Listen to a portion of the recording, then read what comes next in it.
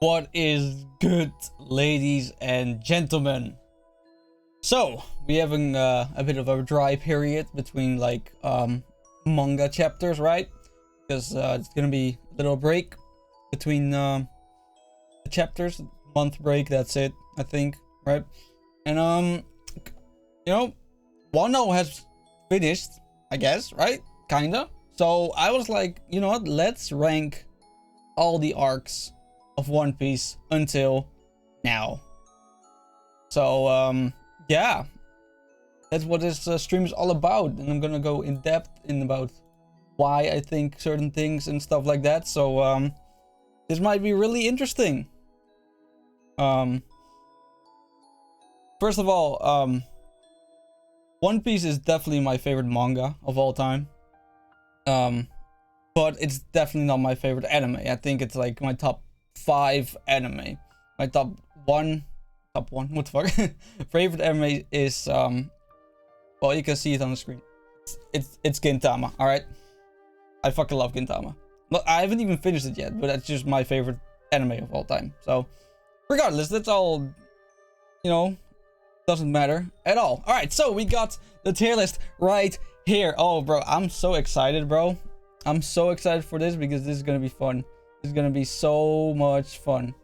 Let me just put it in like, yeah, there you go. That's clean, that's clean. Alright, so I organized it all in order, you know, just for convenience sake, right? So yeah, let's start off with Romance Dawn, the, you know, literal beginning of the whole thing, right? Like Luffy beating Shanks, acquiring his Devil Fruit, stuff like that. So, Romance Dawn. How good of an arc is Romance Dawn? I think for what it does, right? Because it's to pop off the series, to show him getting the Devil Fruit and stuff, and just pretty much introducing the main character Luffy, right? So, I think it did a really solid job. So, I'm gonna give it like a C. Alright, so you gotta understand, these are like One Piece tier rankings, right? A C tier chapter, or not chapter, arc in One Piece is incredibly high, alright? Compared to the majority of other animes. So, a C tier is definitely not a bad rank for Romance Dawn at all. Because we're ranking One Piece. We don't rank anime in general, alright? So, but before we go on, obviously Shanks, right? Shanks, his whole crew, the whole thing, he got beat up because they drank all the liquor in the cafe, right? Shanks is just a menace, right? Shanks and his crew is just menacing. He just let him get beat up and laughed about it. But the moment he got Luffy, you know, trying to hurt him, oh my god, yo, Shanks was like, hey, yo, enough laughter. And then I don't remember his name, but like this guy with like it has like a gun, I think it's Usopp's dad, if I'm correct. He pulls up to this man and points a gun at him. Or no, wait, it's like the fat dude, right, with the meat. And Shanks literally says, guns aren't for threats, they're for action, or something like that, bro. And then he shoots the motherfucker, bro. Like, how hype of a beginning of like a story is that, bro? Like the first, just ruthless, pretty much, right? Like you're just like, oh, you know, he's a pirate, but you know, he left it off, and he's nothing, you know, not dangerous at all, until he like straight up murks a fucking guy, just like no questions asked, bro. So yeah, it's a brilliant arc. It definitely starts off really well on how the show portrays, like, you know, villains, so to speak, right? Or pirates. And I mean Shanks, you know, he's Shanks, right? I have yet to meet a One Piece fan who does not like Shanks, all right? You might not love him, but there's no one that hates Shanks. I refuse that anyone has ever said I hate Shanks. in like a serious, you know, way. All right. So that was Romance Dawn. Great beginning, you know. Oh yeah, of course the scar and the hat, right? He got the hat. Like, just really good beginning of the show. Then we got Orange Town, and that's a deep tier, bro. Like, yeah, it's fun. All right, we meet what's his name? You know, Zoro gets introduced, and Nami gets introduced, right? But it's just Buggy. You know, he later on he becomes good, but in this arc he's just there, right? He's just a threat that they're trying to handle, right? And that's about it. There's some funny stuff in the arc, definitely. There is some funny stuff, and there's some sad stuff, right? The backstory of the fucking dog. Like, only One Piece can make you nearly cry about some dog you haven't met until like last chapter, right? So the fact that the dog has such a sad backstory and you really care for the dog, it just shows how brilliantly, you know, One Piece is, right? And yeah, Zoro got a shine, right? He showed off that he was pretty efficient with his 3 swords, even though he didn't really think he was, you know, like, who can fight with 3 swords? It's gotta be a gimmick, you know, he gotta be struggling or something. No, he is straight up menace with that shit, alright? Like, he gets sliced up by the guy with on the tricycle, and Zoro's like, okay, but now it's my turn, and he's sliding, man. Such a badass moment. First Zoro moment that just straight up savage, and for many more to come after that, so that's brilliant. And then we got introduced to Nami. You know, Nami is a fun character. She robs people, and she robbed some map from Buggy, which really angered him, right? So yeah, and then they finally almost capture her, and then she goes like, oh, Captain, please come help me, and then Luffy just comes in. Like, they don't know each other yet, but like, oh, he's the captain? Oh, then we're gonna go after him. And then Nami escapes, you know, just a really clever character. And just, I don't know, Nami, I'm not a huge fan of Nami throughout the whole show, but she's definitely not a bad character at all, right? It's just, I don't know, a lot of people like her because probably titties, right? Come on, I get that, right? But as a character, it's definitely not in my top 5 characters in One Piece or something like that. What else was there? Oh, of course, Luffy kicking Buggy in the balls. Like, come on, iconic moment, right? Iconic moment. All right, if you kick someone in the balls, that's respect worthy. All right, in my opinion, that's some respect. And then he like throws him away this bazooka, right?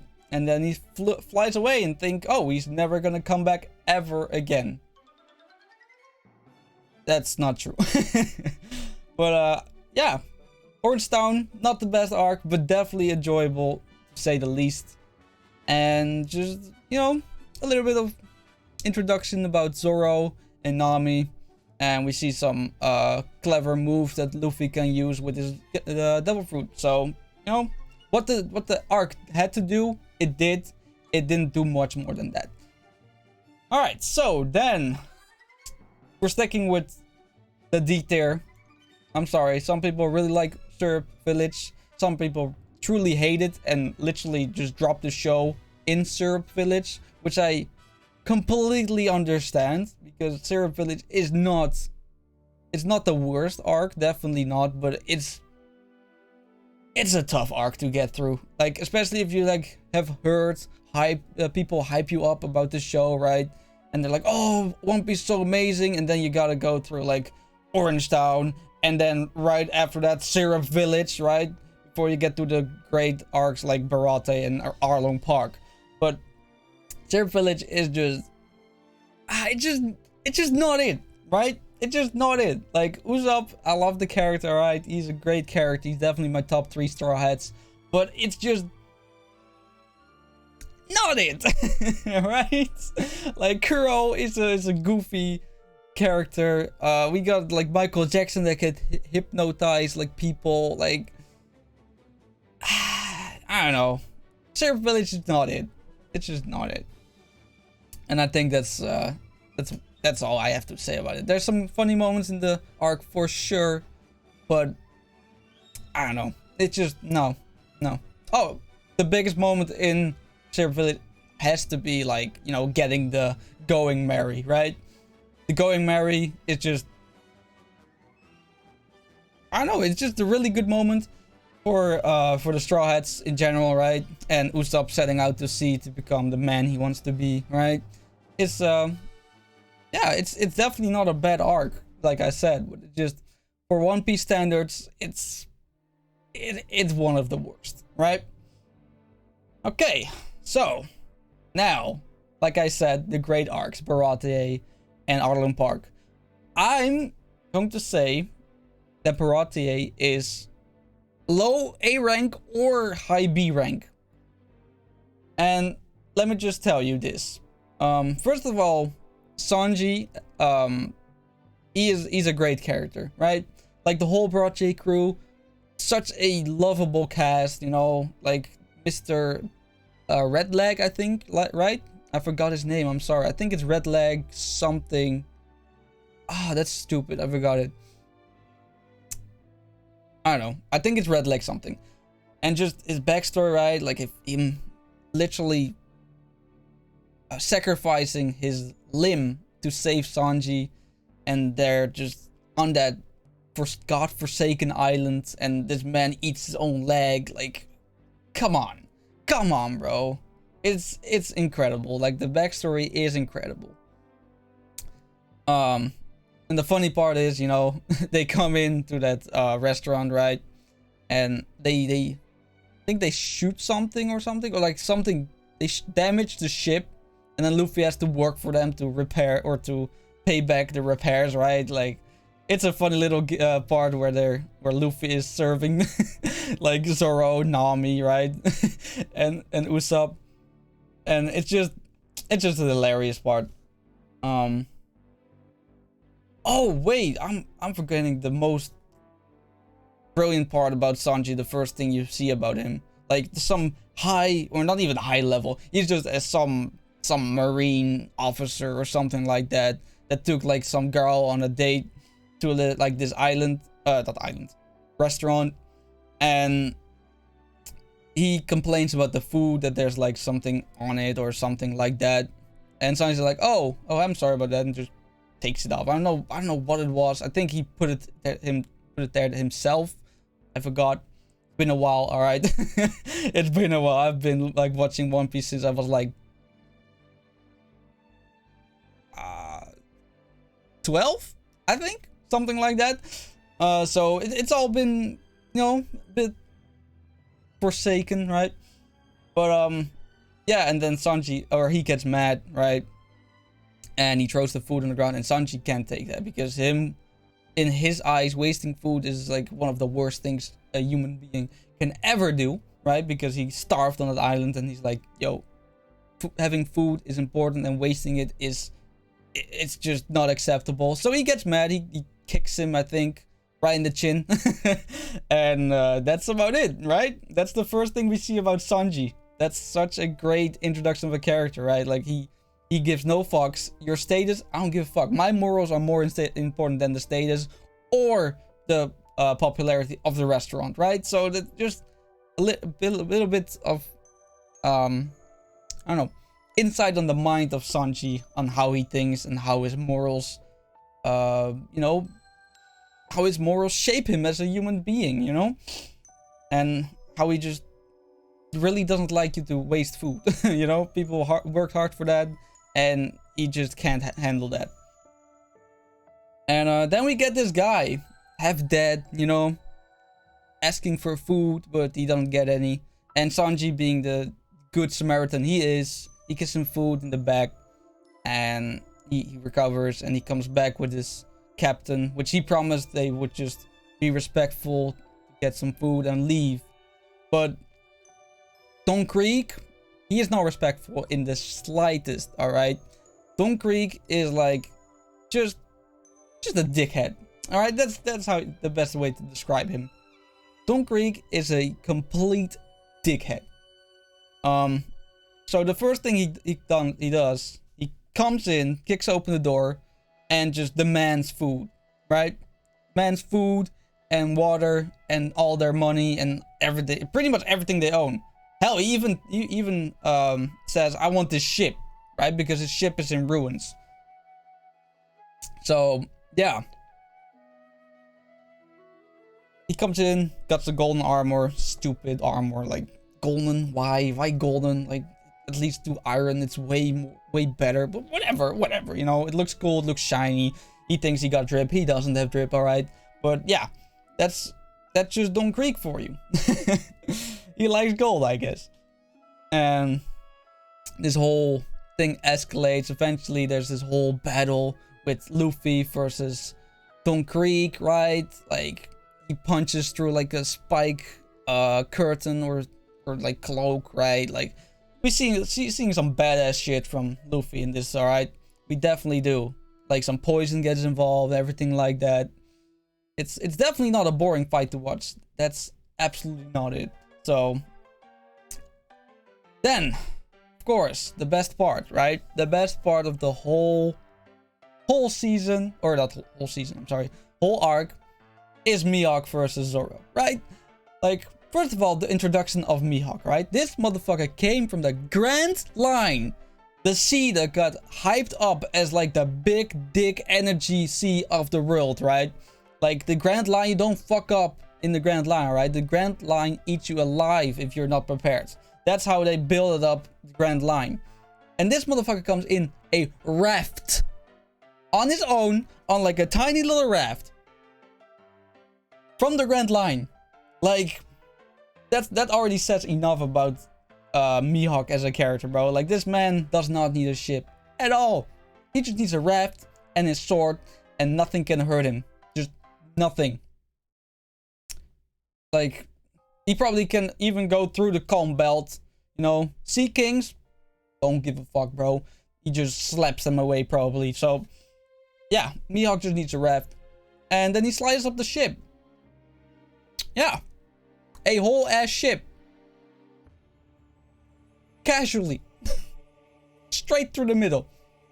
Like, and then we hear, oh wait, this is the greatest swordsman of all time. Of all time.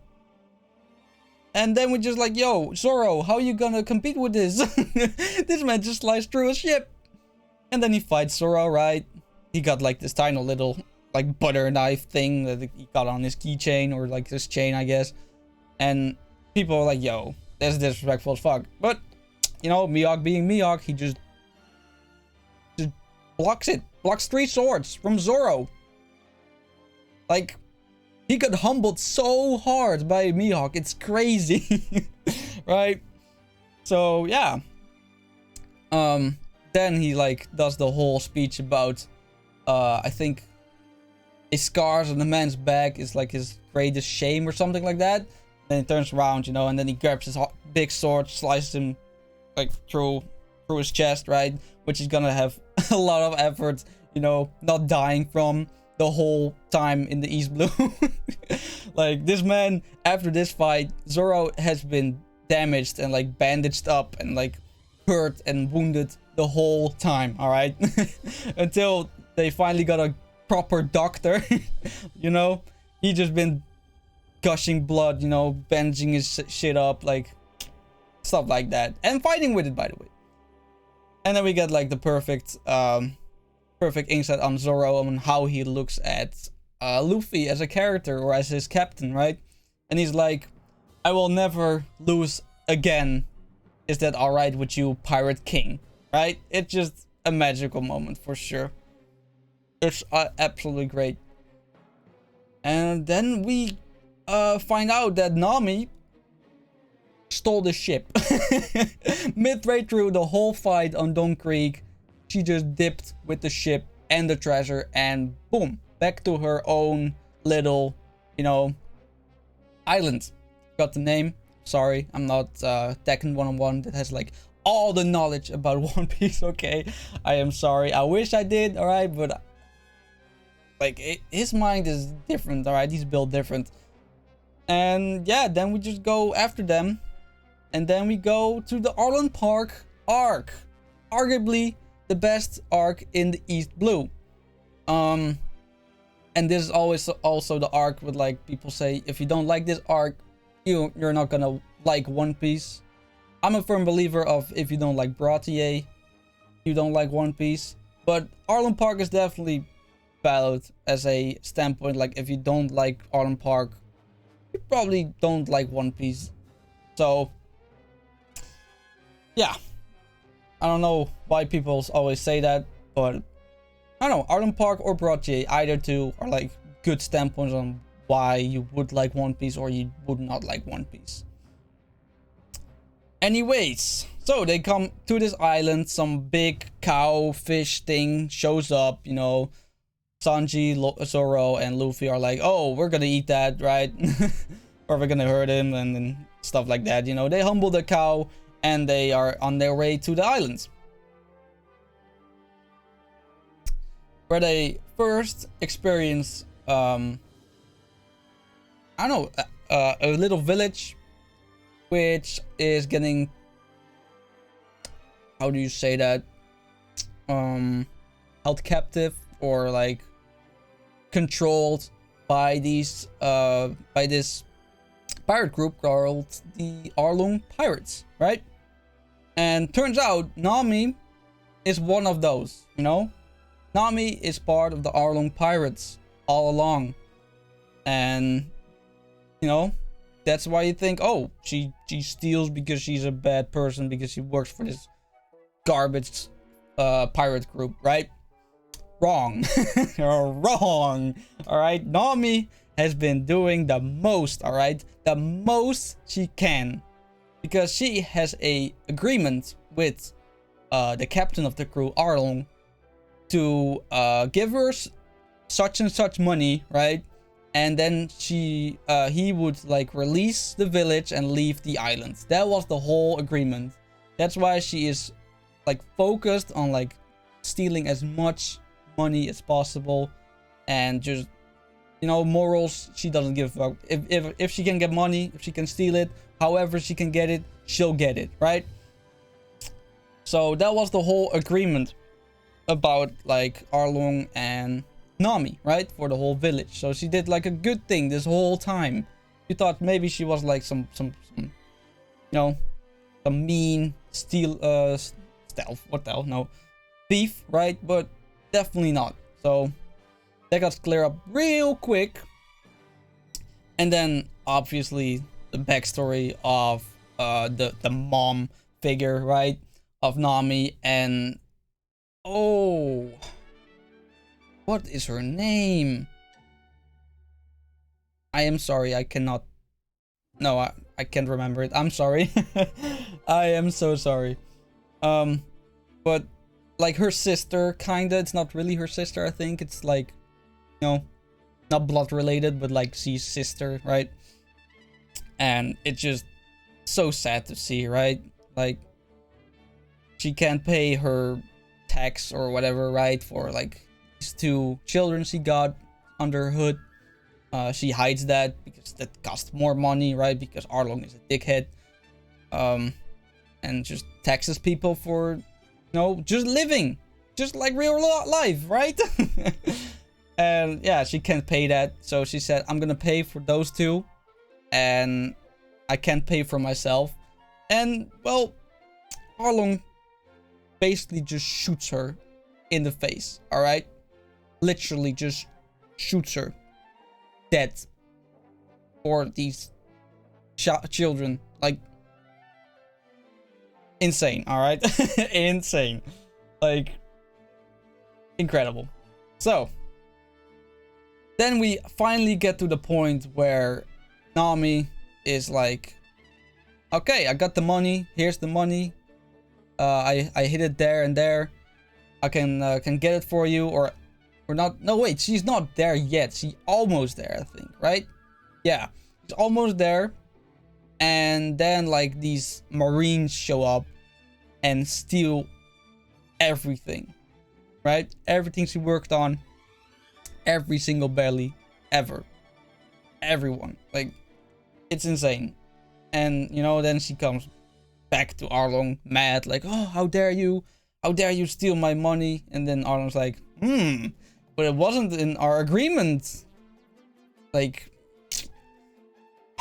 such a incredible, I don't know, anger inducing, bro. Like, I got legit angry on that part, bro. Like, oh my god, I want to punch the shit out of Arlong. Like, no joke. No joke. But don't worry, that's coming, all right? That's coming. He's gonna get it. He's gonna get it, all right? So eventually, you know, Nami, sad, crying, you know, stabbing her fucking arm, like, crazy powerful moment.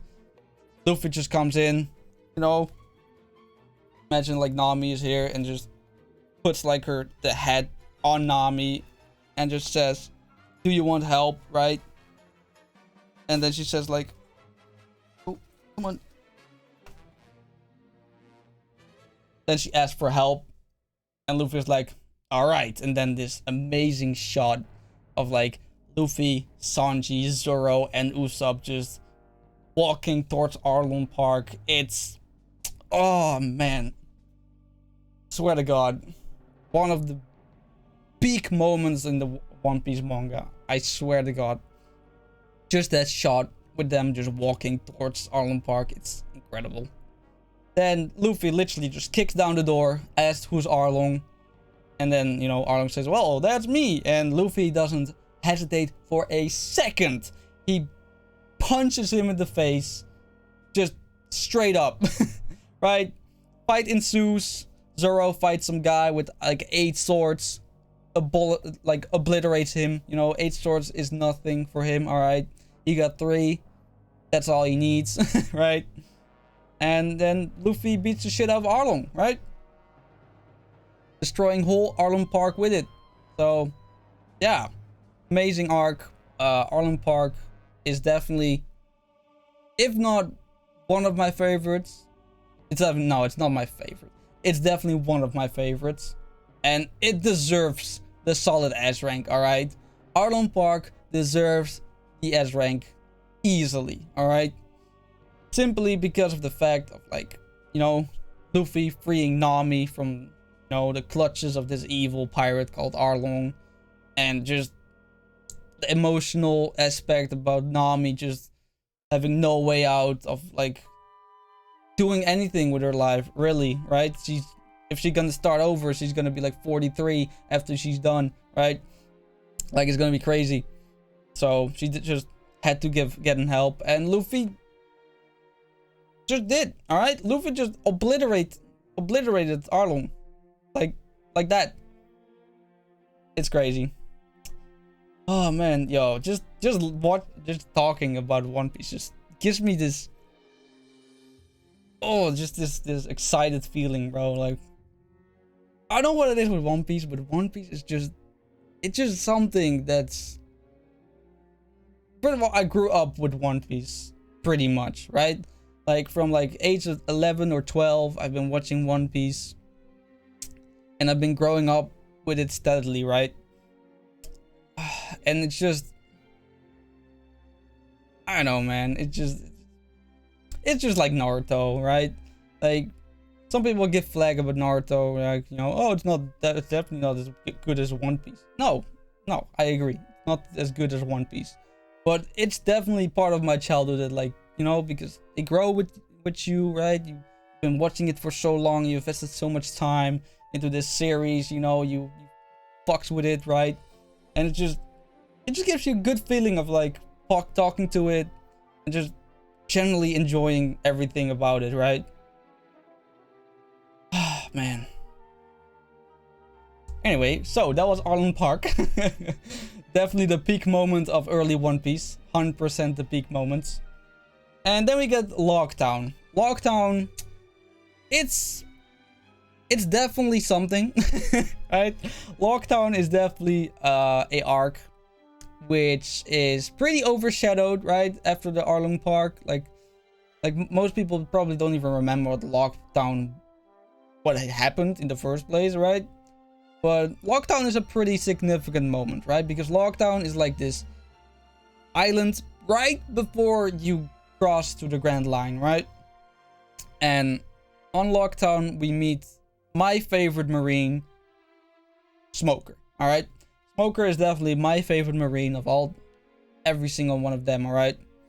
I don't count Kobe as a Marine. Well, he's a Marine, but like... No, I don't think Kobe is my favorite Marine.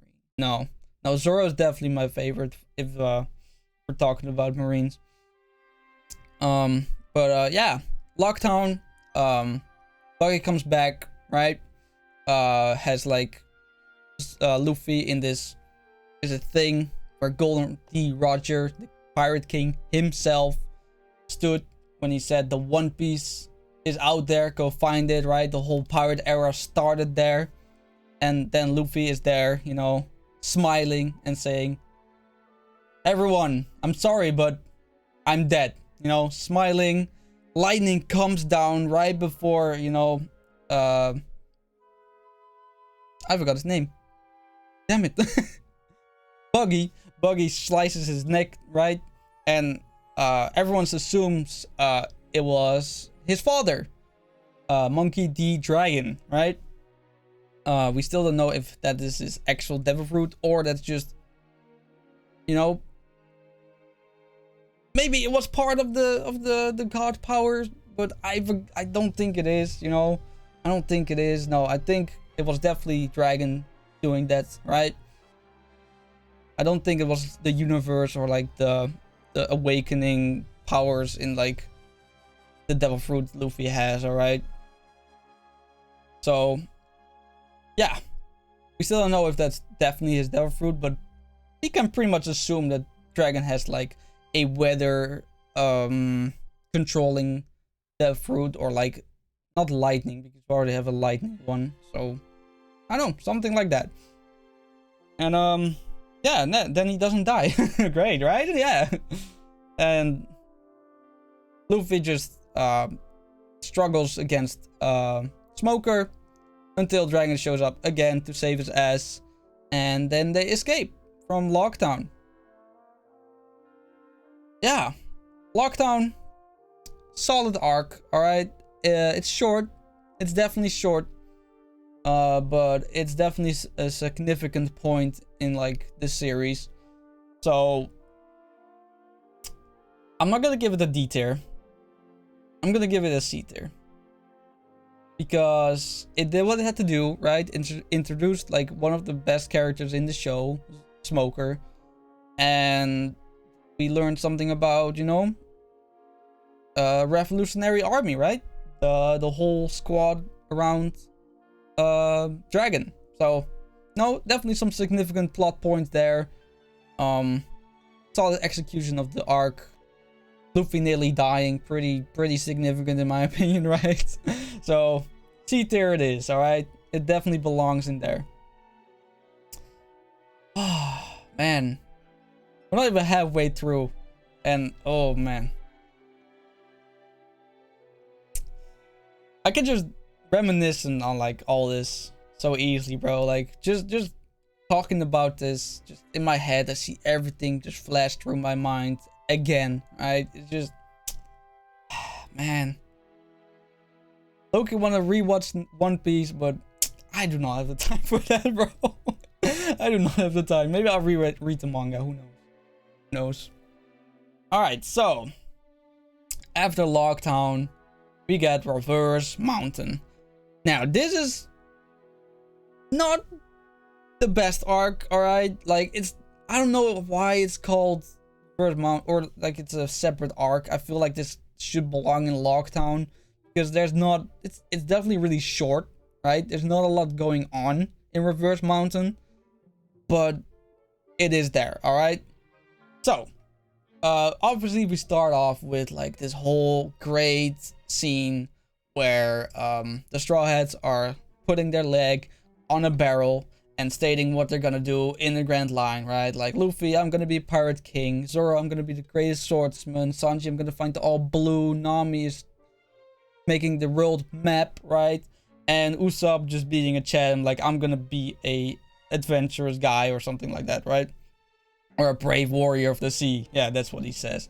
I'm gonna be a brave warrior of the sea. And, you know, it's a really great moment, you know? Right before they leave the East Blue and go into, like, the Grand Line, they just say all this, you know, their goals, and yeah, it's just a great moment. It's a great moment for sure, yeah. And, well, we get a really cool, part, because Reverse Mountain is pretty, how do you say that? Special, right? It's a pretty special mountain, because normally water, you know, it goes down, right? It goes with gravity. Well, Reverse Mountain, sorry the name, no, water doesn't work like that. Water straight goes upwards on Reverse Mountain, alright? How does it work? We don't know. I don't think we can ever get explained how it works, but it works like that, alright? So you literally shoot up this mountain on, like, the water, and then you get over the mountain, then you're in the East Blue, or in the Grand Line. But right before you enter the Grand Line, there's this big, gigantic blue whale called Laboon, right? And he blocks people from entering the Grand Line. Now that's pretty, you know, pretty annoying, if I would say so myself, right? Because a lot of ships got wrecked because of that motherfucker, bro. That motherfucker is sturdy, all right? If you rush into that whale, your ship is by, all right? It's gone, all right? It's in pieces, and I don't know how you're gonna get away from there, but you gotta have a new ship or something like that, all right? Then we meet, like, this guy inside of it, right? Inside of the Blue Lagoon, called Crocus. One of the funniest characters in the show. Quote me on that, bro. That's a legitimate, like, one of the funniest shit. Like, it's just an old man, you know, acting as an old man, right? Which eventually just apparently was part of, like, the crew of Goldie Roger. Yeah. Apparently he was. He was pretty significant, alright? And I don't think there's anything else that happened in that arc. I don't think so. No, I don't recall. So yeah, Reverse Mountain, solid arc. It did what it had to do. It introduced us to a character that gets important later on. You know, Blue Lagoon, with, like, you know, Brook and all that.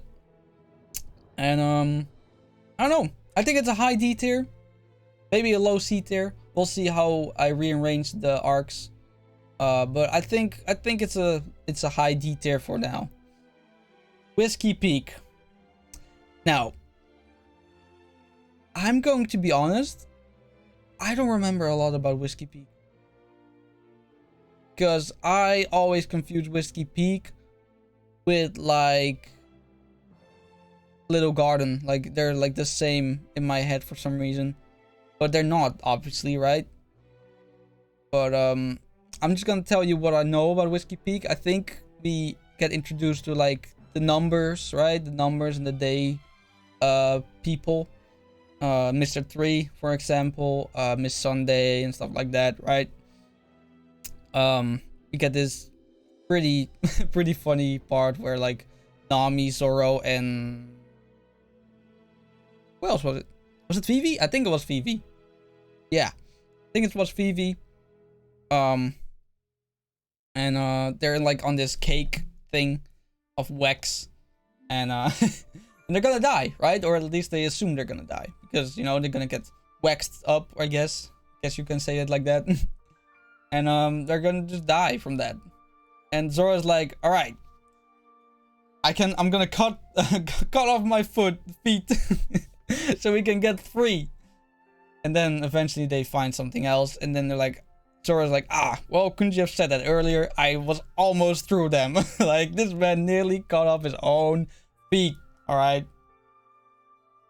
Nearly. Like, it's crazy.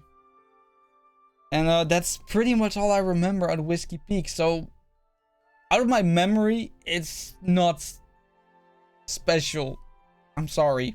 Whisky Peak, nothing special. I'm gonna give it a low D tier because simply I just don't remember enough about Whisky Peak to be significant. I guess the girl with the death fruit that can like make paintings come to life, I think. If I'm pretty much, yeah, I think that's true, right? This little girl can make paintings or something like that. I don't know. Whatever. It's all a blur in my opinion, man. Like Whisky Peak is just, I don't know, it's just there. And without Whisky Peak, I probably wouldn't miss it, to be fair. Yeah. So yeah, that's all I got for Whisky Peak. I'm sorry. Not a lot, but yeah. That's about it. Then we have Little Garden. Same story. I don't remember a lot about Little Garden. Actually, when Little Garden came out in the anime, when I was watching it, I thought it was filler. I'm sorry. I thought it was filler. Because what happened, bro? What happened in Little Garden? Yeah, they met like giants that were fighting each other, right? For like decades. And that's it, right? I'm sorry, I can't remember anything significant about Little Garden either. So I have to just put it in detail as well.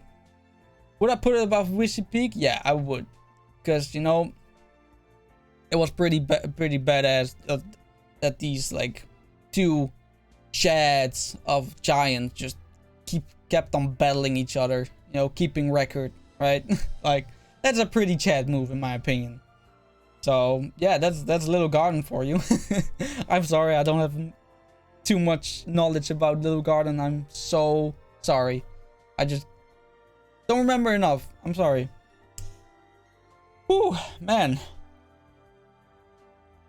It only goes up from here, man. It only goes up. We got Drum Island. Drum Island, or as how I like to call it, pretty much Christmas Island, right? Like it's all Christmas themed ish in my opinion, right? With the reindeer and stuff like that. But before we get into all that, all right, Nami gets sick, all right? They need a doctor because Nami gets sick and nobody knows what to do because nobody on the crew is a doctor, right? So they rush to the next kingdom as fast as humanly possible to find a doctor.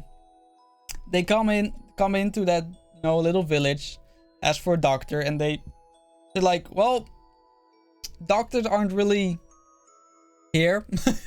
We don't really have doctors. The only doctor we have is like lives in like this mountain, right? That's like, I don't know how long it is, all right? It's stupidly high, all right? It's like, I think it's even Mount Everest height or even higher than that. So don't quote me on that, but I think it's ridiculous high, all right? And well, Luffy, you know, was like, yeah, but I need a doctor because Nami is sick. So Luffy, being the absolute mad lad, all right, absolute mad lad, puts Nami on his back together with Sanji to climb onto this fucking mountain, bro, to get the doctor. Like, it can't get better than that, bro. It can't get better than that. But you're false, all right? It can. So they encounter like these crazy mutant bunnies, I think it was called. Yeah, I think they're like bunnies, and they're really powerful.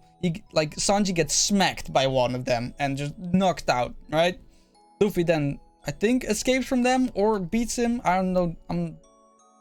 I don't know that anymore, to be honest. And then, you know, Luffy is there with like Nami and Sanji. And well, eventually the mountain just goes like from here to like this, all right? It's just a straight wall up for like kilometers, like absolutely mad, gewoon crazy, all right? Like steep, just straight up, kilometers high. And well, he got Nami on his back already, But Sanji is knocked out. So what does Luffy do? He... just telling it, bro. Just telling it is insane. And I feel like the anime did this so incredibly better than the manga does. Like he puts Sanji, like he grabs his like collar or like his clothes, I'm not sure what it was, in his mouth, and he climbs the whole goddamn mountain on his own with his fingers. Like his nails are fucking, how do you say it? like crushed and like just ripped, like blood is coming out. His body is frozen, bro. Like his fingertips are like just literal ice, just dying off. Like his nose is like all just, he's just freezing there, all right? And he's just climbing there, climbing with like Nami on his back, Luffy in his mouth. Wait, no, not Luffy in his mouth. Sanji in his mouth. Like, insane. And I think in the anime, I think it like literally lasts like a month before he reaches the top, right?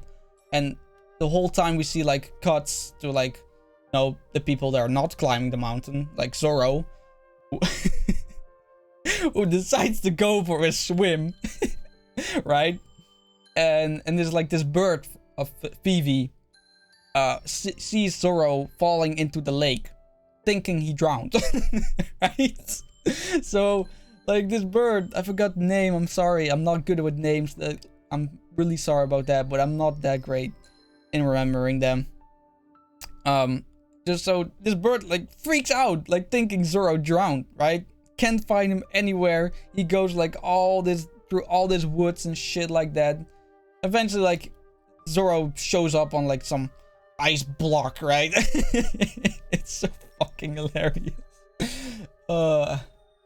And then like this whole, you know, light-hearted part, and then we cut back to Luffy literal struggling for his life on that mountain, climbing with nothing but his feet and his hands. Like, it's insane. Eventually he reaches the top, right? He eventually reaches it, luckily. And oh my god, bro, the first thing he does, he sees, I think he meets Chopper on the edge. First thing he says is like, look after Nami or something like that, right? Like, help Nami. And then he literally just falls down, like, just dead asleep, like, tired as fuck, like, obviously, right? This man is struggling for his life, climb this fucking ridiculous tower or like mountain. So with two people, you know, with the weight of two people, like, Luffy is a monster, right? People underestimate Luffy's strength, alright? Luffy's strength is monstrous.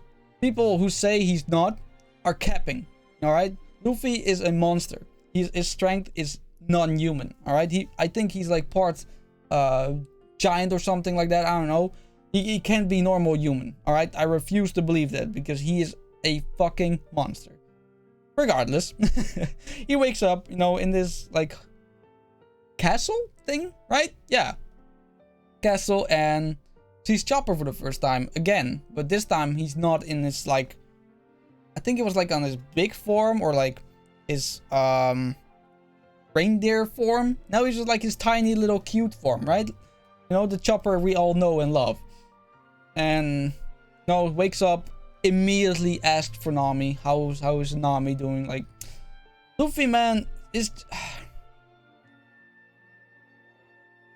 you can't become better than Luffy, all right? Luffy is like the perfect character if you like ask someone who is like the nicest person you could ever think of. It's Luffy, all right? No human can compare, all right? No one, absolutely no one, because Luffy is like the nicest fucking person you can ever meet, right? Unless you know, want to share your food, which he doesn't, all right? His food. So yeah, then we get this whole backstory of Chopper, right? And the backstory of Chopper, oh man, powerful, man, powerful. First of all, Chopper is a reindeer with a blue nose, so he falls out of the pack. He gets like segregated from the pack. They do not care, and fuck with him at all, right? So he's pretty much getting discriminated against because he got a blue nose, right? Then he somehow finds a devil fruit called the human fruit, which makes him more human. Problem is, not really. He just becomes more humanoid, right? So when he like tries to enter the village, they think he's a monster. So they shoot at him. They chase him, you know, to eventually kill them, right? You know, they're trying to kill Chopper because he's a monster, right? Or he looks like a monster in their perspective. And then he finds this amazing doctor, all right? Amazing doctor. Again, name, I forgot. I'm sorry, all right? But the thing he said is so powerful. He says, he asked, when does someone die? Does someone die when their heart stops? Does someone die when they, you know, pretty much die, right? He's like, no. People die when they're forgotten. And that shit is so powerful, man. Because that is just true. It is true, man. Like, the moment you forget something, or someone, like, what else is that person? If that person is dead, right? And you forget her, him, it, right? Eventually. Like, what else is there? There's nothing. If you don't have anything to remember that person by, eventually that person ceases to exist. Unless it's like written down somewhere, or like photos or stuff like that, right? So that's so true, right? And you know, he learns shit from the doctor. And eventually the doctor dies. Yeah. It's really sad. Doctor dies. And Chopper just gotta find something else to do, right? And I believe he meets the woman. I forgot her name. I'm sorry. Eventually he meets that woman, right? Which is also a doctor, I think, right? I forgot. Maybe she is. I'm not sure. But yeah. And that's pretty much it, right? That's where the backstory ends. Then this stupid guy. I haven't mentioned him yet, but he's like this stupid villain of the week type behavior, you know, character. Like he's definitely forgettable as fuck. He just like eats things and then he becomes things, right? Something like that. So he eats like part of a house, he becomes house or something like that. Something like that. Yeah. And you know, he's disrespectful. He's the king of, you know, the whole Drum Island thing, and he wants them gone, right? He wants his castle back, which he doesn't deserve because he stole the whole Drum Kingdom anyways, right? He was a tyrant, something like that. And you know, they obviously don't want that. And then I don't even know his name, but he shoots like the flag, you know, the pirate flag that the doctor that Chopper made, and Chopper still holds on to that flag because that's his, you know, his pride, right? The flag of the doctor is really dear to him. So he shoots it. Chopper nearly, you know, loses it, but then Luffy is literally like there on the castle, right? Holding the flag in his hand. Just all smoked up because he got hit by a cannonball or something like that. And bro, it's just crazy, man. Like, he protected the flag of Chopper, right? Because that was his treasure, right? Chopper's treasure was the flag, and Luffy knew that, so he protected his treasure. It just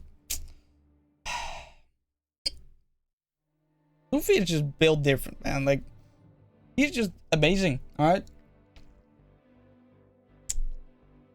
And then he kicks him away, I don't know, something like that. Flies away, right? He beats him with an attack, and he's gone. And then we get this amazing scene on like Chopper, like, sorry, I can't be with your crew, and I want to, but I'm not ready for it yet, blah blah blah blah. And then Luffy's like, shut the fuck up, we going. Right? Oh man, one of the favorite moments, man. Like, just Luffy saying, Iko! Like, oh my god, bro. Oh my god. It's amazing. And, you know, Chopper crying and all emotional and just brilliantly done. Brilliantly done. So, Drum Island. I am so tempted on giving it an A rank. But I don't think it's an A rank. I don't think so. So, I'm gonna give it a high B. I think it's better than Baratie. Yeah, I think so. It's hard though, because Baratie is really good. But I think Drum Kingdom is better. I just think so, yeah. So, Drum Kingdom, B rank. Okay. Now, if you're gonna quote any people on Twitter saying goat piece, peak piece, all right, we're talking about Alabasta right here, all right. We are talking about Alabasta right now, because Alabasta is definitely worthy of that title, right? Alabasta is a phenomenal arc. It's I don't know why some people say it is not, because there's so much happening, and all these 2 or 3 arcs before this build up Alabasta so brilliantly, right? With like Vivi trying to recover her kingdom and eventually they become the kingdom, and then Alabasta. That's her kingdom, and she wants to protect it because she's apparently is the princess and stuff like that, right? So, where do I even begin? Where do I even begin? There's just there's a lot. Let's start with let's start with the scene where we meet a new character called Ace, right? He is presumably a member of the Whitebeard Pirates, and that's all we know about him, right? He got this like whole flag on his back, right? Like he repping the whole shit, right? He repping Whitebeard. Like he doesn't hide it at all. And you know, he's just eating. And then he falls asleep. Hilarious moments. But then Smoker comes in. Right? Smoker comes in. I am fucking up. Am I? No, I'm not. No, I'm not. No, I'm not. I'm good. I'm good. Smoker pulls up and, you know, sees the pirate crest of Whitebeard, and it's like, oh, you're a pirate. I'm a marine, so we fight. But then Luffy comes in, literally comes in from like some place, right? They were traveling the desert to get into the kingdom place, and he smells food, and Luffy does what Luffy does. He jumps into the, I don't know, restaurant or something like that, and he smacks the shit out of Smoker and Ace through like a couple buildings, and just goes to sit there like, ooh, I'm hungry, give me food, and then he's just eating casually, right? And then the guy is like, yo, do you know who you just threw through the walls? And then he said like, I don't know, who's that? It was a marine. Oh, okay. Still eating. No worries about that at all. Then Ace stands up. He's like, oh, what happened, bro? And then he sees Luffy and like, oh, Lu! And then, you know, Smoker comes in, straw hat, right? Punches him in the, pins him to the ground. Comes in, stands next to Luffy. You remember me? And then Luffy's like, realizes the Smoker. Literally, like, grabs all the food, puts it in his mouth, and then it's like, thanks for the food, runs away. Oh man, Alabasta is full of funny moments. Even like when they're traveling through the desert, I don't think that's canon. I think that's all filler, but hilarious moment where they find like a shelter rock, right? And they crash into the rock. It's just funny. And yeah, that's about it. Then we get to the whole, you know, city part, Alabasta, right? We meet Crocodile for the first time, right? He's like Mr. Zero. He's not called Crocodile, he's Mr. Zero. And he's how do you say that? I guess he's the king of Alabasta, something like that. I think you can say that, yeah. So he's the king of this whole place. He got like this whole casino set up, right? And eventually starts get captured. We first find out what Sea Prism Stone is, which, you know, literally just blocks the fruit users from using their abilities and just weakens them generally, right? And before this, we didn't think, you know, Delph Fruits had any worries at all except water. But then Sea Prism Stone came in like, yo, fuck you, right? So that was a next experience.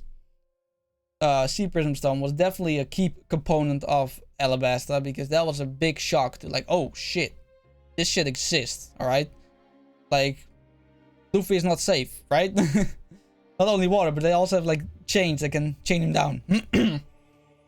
And so they're captured, they can't do anything, they nearly drowned, and then we get the amazing part of Mr. Prince. Mr. Prince himself, aka Sanji, right? So funny, so funny. He just makes a hassle outside, right? And he just rushed in, saves everyone.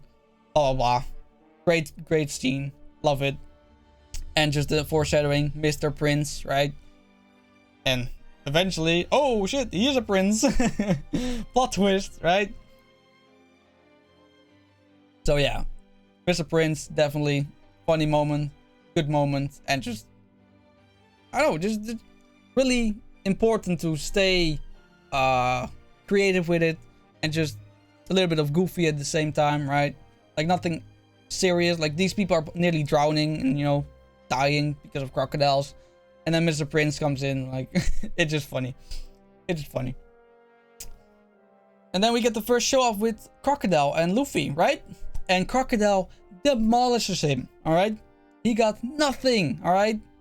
You thought Luffy had problems with Smoker before. No. He has problems with Crocodile, bro. This man is made out of sand, and Luffy can't do shit. And not only that, he is in a kingdom full of sand. So he's literally in his home advantage. Right here, right? So he gets smacked. He nearly drowns in like quicksand. And then Miss All Sunday, right? I think she's called that. AKA Robin, saves him. Why? There's not really a big reason for it. I think she just, I don't know, she just felt like it, I think, right? If I'm wrong, I'm wrong. But I don't think there was a really big, significant reason for it. So, first showdown with Crocodile was done. Luffy got literally obliterated in the fight. And now they were like, shit, Crocodile's a real menace. What are we gonna do? How are we gonna defeat this guy? Right? So, to make matters worse, Crocodile out of nowhere was like, yo, hey, I'm going to explode this whole kingdom to find this legendary weapon called something with the P, damn it. So, no, not Pluton. Right? Pluton? I don't know. Some weapon. Mass destruction weapon, right? And of course, Luffy is like, you know what? We're not doing that, right? So they're gonna go after him again. And then we get this amazing character called Bone Clay against Sanji, right?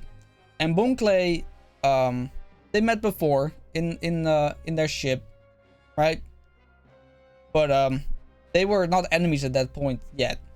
But then Sanji comes across him and he's like, shit, now we're enemies. And first I thought, bro, Sanji washes him, right? You think Sanji would wash Bon Clay. But no, he puts up a fight, bro. It looks ridiculous, alright? Don't get me wrong. He looks ridiculous. He got like these fucking swan things on his feet. But that shit's hurt, alright? Like, Sanji get a beating out of the fucking swans, alright? So don't get it twisted at all. Because he got worked on. And eventually Sanji wins. You know, great battle. Fantastic moment on both of them. Like, why aren't you gonna kill me? And then Sanji's like, no, I don't kill people. And then he kicks him in the face. Yeah, he knocks him out. And after that we get the fight with Zoro and Mr. 2, which is made out of metal, if I'm correct. Or iron. Yeah, I think it's iron. Yeah. And well, Zoro, he can't cut iron. He hasn't done that yet. He has never been able to do that. He has been trying his whole life, but he's just never achieved it. But in this battle, he actually achieves it with like his Lion Sun something, whatever attack. It's a one sword style move. It's really iconic. It's amazing. Sounds amazing as well when he says it. Like Itori Shin Sun or something like that, right? Epic moment. Beats Mr. 2. Finally able to cut iron. So that's a big achievement for Zoro. Yeah, right? Yeah, gigantic achievement. Oh! I totally forgot. Chopper and Usopp have a fight with these like 2 more people as well. Brilliant fight. I really like that fight. Like Usopp gets a beating, bro. Like, this man breaks his whole skull, right? His whole nose and fucking part of his skull. Like, you see a whole X-ray vision when he gets punched with like some gigantic hammer thing, something like that, right?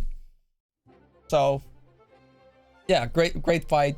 Really entertaining to watch, and it just really shows how Chopper and Usopp are working together as well. So it's really cool to see, and you know, seeing Chopper how he fights for the first time as well. No, really cool.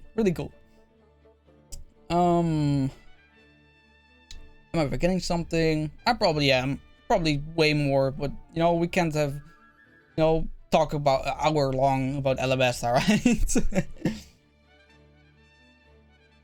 So, let's just get to the point of the, or the, not the point. Get to the, what is it called? Damn it, the end? But like, finale. Yeah, there it is. Finale. The finale of Alabasta, which is obviously, you know, Luffy beating Crocodile in a battle, right? Pretty cool battle. Luffy uses unconsciously his blood, right? To make... I was about to say make make Crocodile hard, but that sounds kind of wrong to say. So I'm going to say harden his sand. Yeah, we're gonna go with that. Hardens his sand so he can't, you know, he's touchable. And then he beats him because of blood, because it's, you know, makes the sand hard and can't defend against it, so he can punch through it, right? So he beats up Crocodile and saves the day. Then we get this whole part about Vivi wanting to join the crew, but she can't because she's the princess. She wants to raise the whole kingdom, you know, from grounds up. And well, they're leaving, right? But they can't show that they know Vivi, right? Because then Vivi would be targeted of like associated with pirates, and that's not what they wanted. So then this amazing part comes in where they show off their, like, they had a cross on like their arm, right? Because they met Bon Clay, who can literally impersonate anyone. So that was like a security on, like, if you see someone, right, just show them the cross, and if they don't have the cross, it's Bon Clay, right? So that was a security thing. But then they just did this, right? The whole amazing scene, everyone knows it. And really emotional. Great moment. And I think that's the end of Alabasta, right? Yeah, I think that's all you have to really know about Alabasta, right? Definitely more about to talk about, right? Meet Ace. Did I even mention? Yeah, Ace is Luffy's brother, apparently, right? I'm sorry. With Alabasta, I'm all over the place because there's so much things to talk about. So much things. It's not a linear arc at all. Like, it's not really just like that. There's so much happening at the same time. Hard to, like, cover everything in, like, a good chronological order in my head, alright? I'm just going over my head? No. This is just coming out of the top of my head, you know? Like, this is just what I remember about the whole thing. So give me some slack, alright?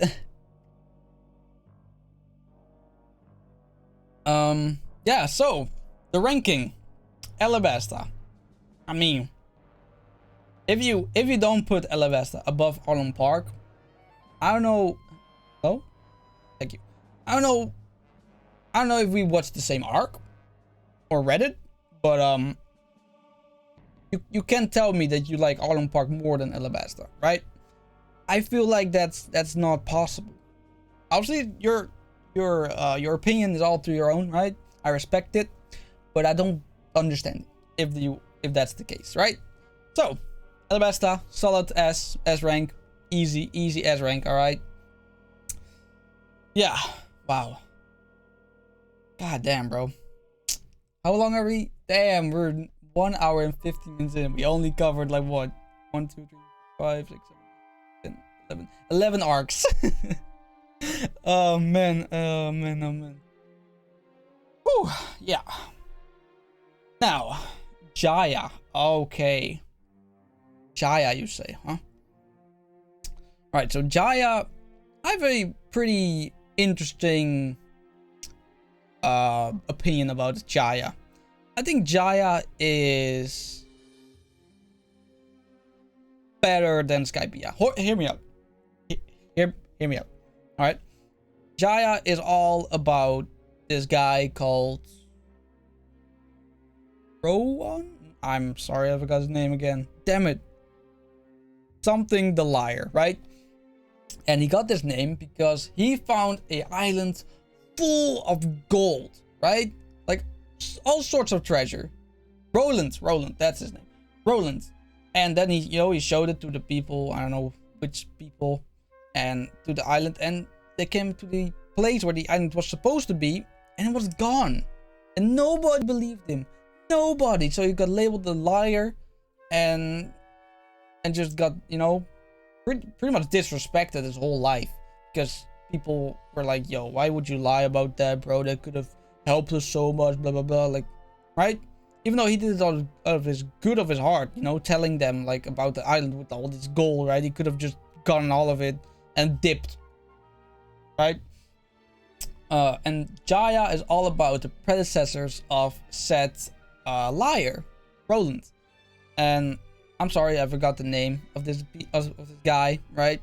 But this guy is like part of the family of the Roland family, so he's like also labeled a liar. Every person after Roland in his like family tree got labeled a liar. Nobody believed them. They always got treated harshly. He lives like outside of the village as well, right?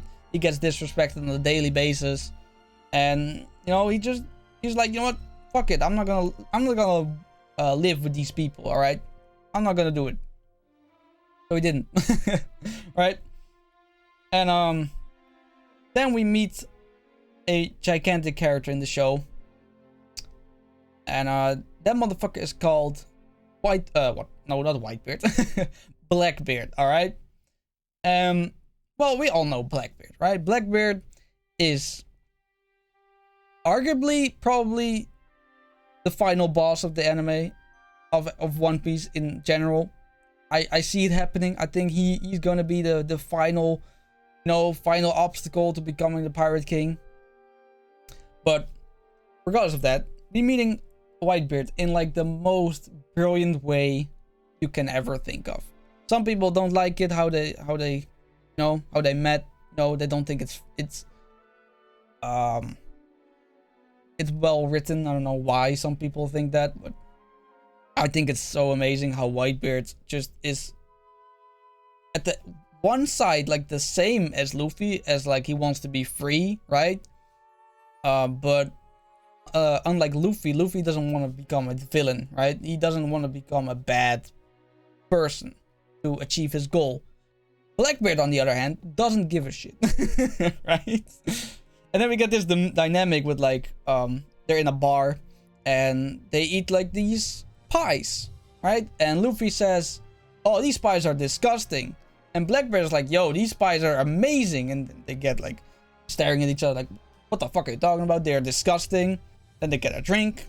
And then Luffy's like, oh, wow, this drink is amazing. And then Blackbeard is like, ugh, this is disgusting, right? And then see this dynamic with like, oh, they don't like the same things, right? Because they're opposites, right? It's a really well done scene, in my opinion.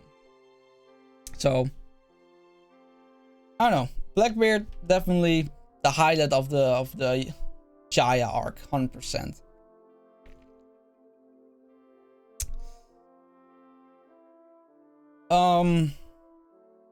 I didn't go chronological order again. I forgot about Bellamy before Blackbeard. Whatever. We're gonna talk about Bellamy now, alright? So Bellamy is like the hotshot of the town, alright? He got like a bounty of like whatever, 1,000 or 100,000 or whatever berries, right? And he thinks he's a hotshot, you know, he thinks he's the shit. He got his crew, he's you know, robbing people, he's just being a dickhead, you know, just flaunting his power, you know, scaring people, whatever. So they come in this bar where Luffy, Nami, Zoro are at, right? And Nami explicitly told them, yo, we're only, you know, getting supplies. We don't want to get into any trouble, so don't cause any trouble, right? So Zoro, Luffy, you know, obediently obeyed. And Bellamy just comes in, all disrespectful, and they're asking for, you know, Sky Island, because that's their whole goal. Like, they want to go to Sky Island because the log poses, you know, goes up. That's where they want to go. That's where they need to go. You know, they need to go there. And you know, Bellamy just laughs in their face. All right, he just laughs in their face, like, oh, are you dumb? You really think there's a Sky Island? Are you stupid? How are you even supposed to get there? Blah blah blah. Right? And then pirate era of dreaming is over, and that doesn't really correlate with Luffy's belief, because Luffy is all about dreams and fantasies and, like, you know, just being creative in general, right? And just having fun, adventures and stuff. And Bellamy's like, oh, you just need to get money, and you need to get a big crew, get strong, and then conquer the world, right? That's his whole thing, right? So they don't agree with each other, and then, you know, Bellamy just starts beating the fuck out of Zoro and Luffy. And Luffy and Zoro don't do shit. Nami is stressing out, saying, what are you doing? Why aren't you fighting back? And blah blah. They're not answering. They're just getting their shit kicked in, right? And eventually it's over, right? They leave, and Nami asks, why didn't you defend yourself? And they were like, he wasn't worth it. He was not worth it fighting. Right? So that's a big part. So they go back to, like, this guy, the Roland family guy person. Family guy person. Yeah. And they're there, and then Bellamy shows up in the at night, right? They trashed his whole home, and Luffy didn't take that, alright? Luffy was like, yo, that's too far. Now you've angered me. So he pulls up to his crew, right? He goes in, and, you know, he gets the whole thing about, oh, you ask if I can throw a punch. Bellamy's like springing all over the place because there's some weird devil fruit, which makes his legs become springs. Yeah, whatever. And we get this amazing punch, all right? One of the amazing punches in One Piece, but it's amazing punch, all right? So Bambi comes in like pretty much light speed because he disappears, right? And Luffy just punches the shit out of him, right? Like his whole fucking fist is like imprinted into his skull, into his cheek, and he's just down for the count. One shot, done. He's out cold, right? And that's pretty much where Jaya ends, I think, right? After that, they get to Skypiea through like the what's it called? Something stream. Upburst stream? I'm not sure. I forgot the name. Something stream. Knock up stream. Yep, that's it. The knock up stream. But that was Jaya. Now, Jaya. What do we make of Jaya? Jaya is definitely a stepping stone for Skypiea, right? It's definitely meant for that. And it did, alright? It definitely did.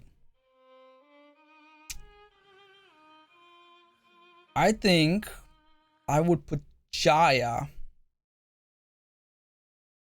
low B tier or C or high C tier. Yeah, I think so. So let's put it on high C tier for now. Maybe we can change it up like at the end. All right. Okay, now one of the most controversial chapters or arcs in One Piece period momentarily, right? Because every new One Piece viewer is like asking if they should skip Skypiea. Now I don't know why you would skip any canon at all in One Piece. I really don't understand that at all. Like if you skip filler, I guess, but in my opinion, the filler in One Piece is pretty enjoyable to watch. But hey, if you don't want to watch filler, fine. You know, you don't have to. You don't have to. So people really ask if you want to if I should skip Skypiea. My answer is fuck no. All right, you don't skip Skypiea. You don't do that. You just don't. All right. First of all, you don't skip any canon arc in One Piece. All right. If you're gonna skip arcs, why the fuck are you watching the show? All right. If you don't like an arc, why the fuck are you watching it? Every arc is significant in the story. All right. Okay. Maybe if you don't like, you know, Whisky Peak or Little Garden, right? I can understand that. Those are not really important arcs in my opinion, right? Reverse Mountain, no, you miss a little bit, but it's also not the worst to skip. But Skypiea? You have the audacity to ask someone if they should skip Skypiea. You have to feel on your head, bro. Like, there's something wrong with you if you consider skipping Skypiea, alright? Regardless, alright? Just don't do it. Don't skip arcs in general. You don't like One Piece, just quit, alright? I don't care. Just quit. Because we're already established, if you don't like Arlong Park, just stop, right? Anyways, Skypiea. Oh boy, what an arc. We start off with the knock-up stream, right? Really cool. Like, Usopp made like these wings or something like that, right? To like fly, kinda, something like that. It was really cool. Going Merry became like the going, flying Merry, whatever. Really cool scene where like they jump up on this knock-up stream. Really cool. Then they come in Sky Island, right? They meet like these people are like all bubbly and stuff. Like they wear clouds, I think. I'm pretty sure they do. There's like marine type of people there as well, so they do not like pirates, right? You can go in there. It's not like you're not allowed to. You just have to, you know, stay within the boundaries and the rules, right? You shouldn't be doing stuff like stealing or anything like that, which is pretty understandable, right? Like, why would you steal anything? Right? Anyway, regardless of that, we are yeah, they come in Skypiea. People are wearing weird clothes, bubbles. Get some pretty funny stuff in there as well. You know, with Zoro swinging on the whatever that thing is called. I forgot the name. A vine, I think, right? A vine, going all like Tarzan mode, right? That's funny to me at least. And then we get like to this second, or not second, but like there's like two sides of the Sky Island. There's one side of like the people that just live there. They're cool. They're good, right? Then there's like this other side, which came up with the knock-up stream, which was, in fact, the land that Roland said was there with all the treasure and the stuff. But even with the people, they got up, right? The whole island just went into the sky with the people on it and just stayed in the air with Sky Island. That just fused into each other for some odd reason, right? And there's like this tribe or like kind of people there. I forgot their names. I'm sorry. They're not really significant in my opinion, right? They're just there. Sorry, like they're not really important. But who was important though is the proclaimed god that rules over Skypiea or Sky Island, right? Which is Enel, alright? And this motherfucker is busted, alright? And if I say busted, I mean busted. Because he has a Logia devil fruit called, I don't know, it does lightning, alright? It becomes lightning.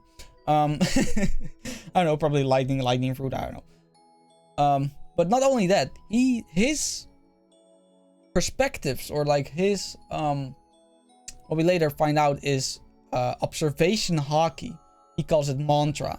It's that observation hockey is so incredibly powerful that he can oversee everything that happens on Sky Island at all times.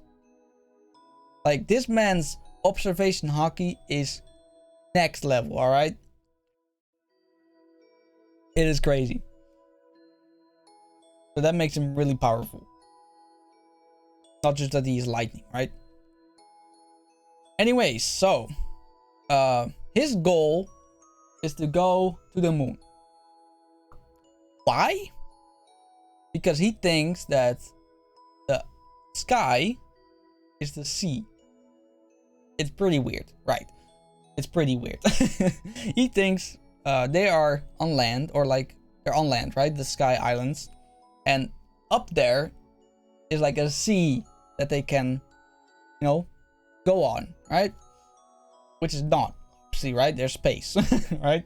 But he doesn't know that. So he builds like this contraption, gold, that he powers up with his own lightning, which is really brilliant, right? Like, he makes this whole floating, I guess, arc, I guess, right? You could call it an arc that he powers with his own lightning.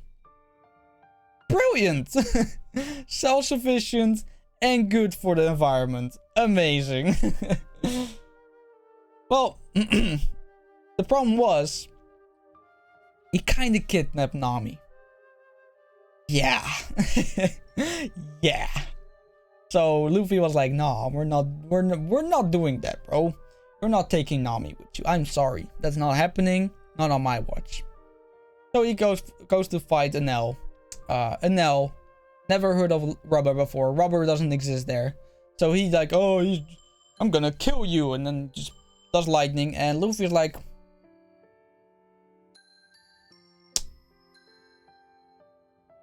okay. Like, he literally pulls the Saitama like, okay, right? So he doesn't understand it. That Luffy is his literal nature enemy, right? Rubber doesn't conduct, and lightning doesn't affect Rubber. So he can't do anything against him at all. So he beats him up, right?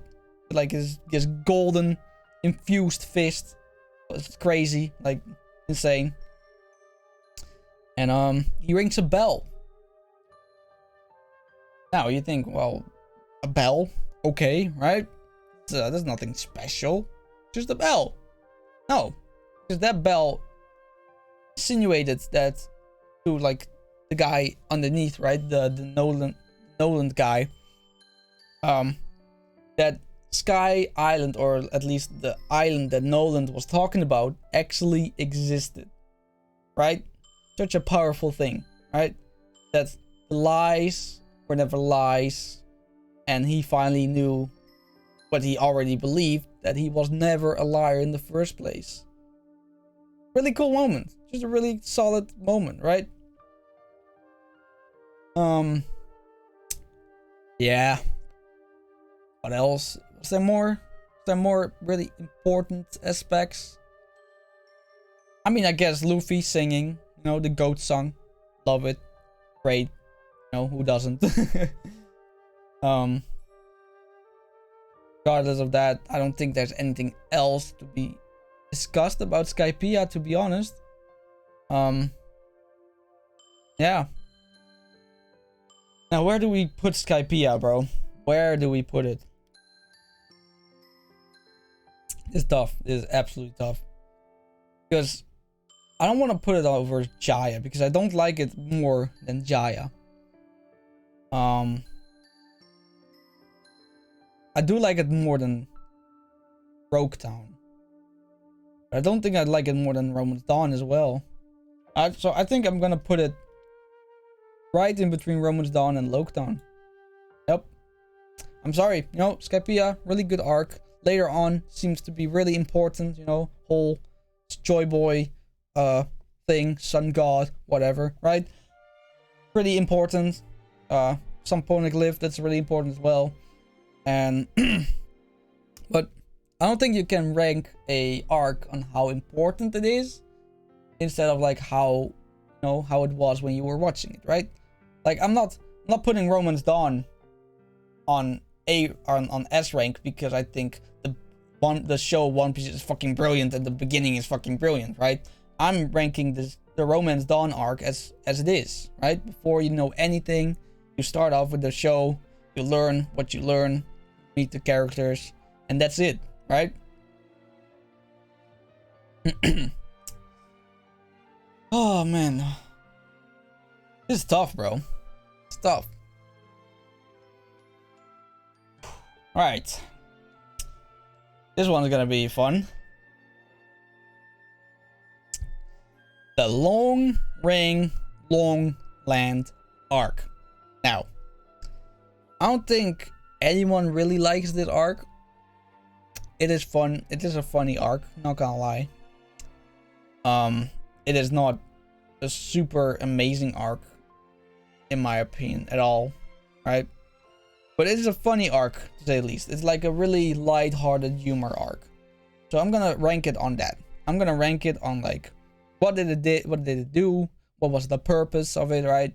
And how well did it do it? So, Long Ring, Long Land arc is essentially a pirate game called... Fuck. I forgot the name. I'm sorry. It happens. But this game is essentially you put two crews against each other, and when you lose, somebody gets a crew member of yours, and if you win, you get a crew member of theirs, right? So you can also take back your own crew member that got stolen before, and blah blah blah, right? So it's pretty much a game on like losing and winning new crewmates, right? That's about Davy back fights. That's what they're called. Davy back fights. And yeah, it is what it is, right? It's a pretty funny arc. There's a lot of humor in it. You know, Afro Luffy, funny as fuck, right? Like, I don't know who thought giving Luffy an afro, but it was an amazing idea, right? Really hilarious. Comedy through the roof in this arc. I think the anime overdid it a little bit, just a tiny little bit. But in the manga, it's definitely pretty sizable compared to like compared to anime length, in my opinion. So if you want to experience the the good version of the arc, I would recommend the manga. I would recommend the manga on every single arc in this whole list, in just the whole show. You know, manga is just the superior version of the anime.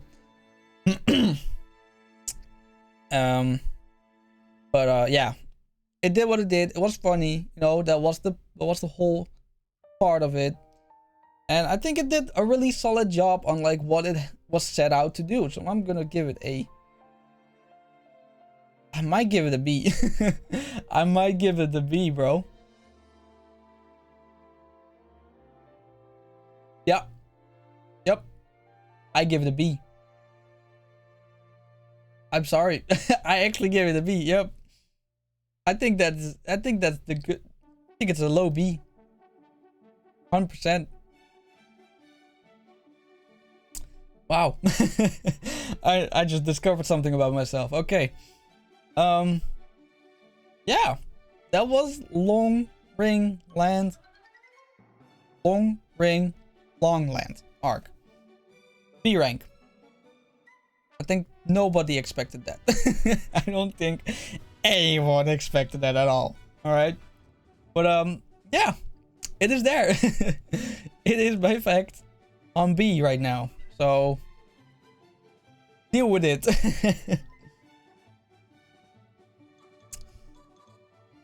Okay.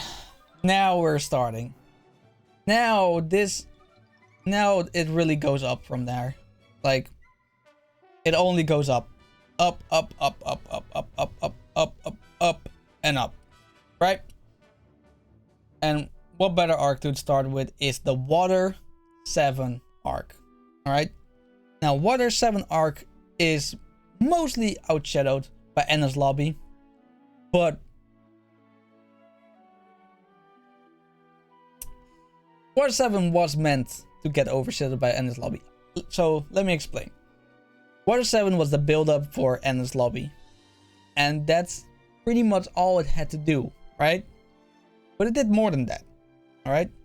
It did way more than that. It shifted the whole expectations on the complete show, right?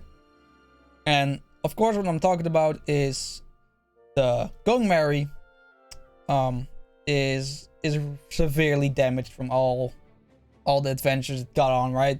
Like, the Going Merry is beyond repair. They're trying to repair it, but it's just not possible. Not enough money in the world can repair the Merry. It's just done. So Luffy was like, well, we have to get a new ship. Usopp was not having that, alright?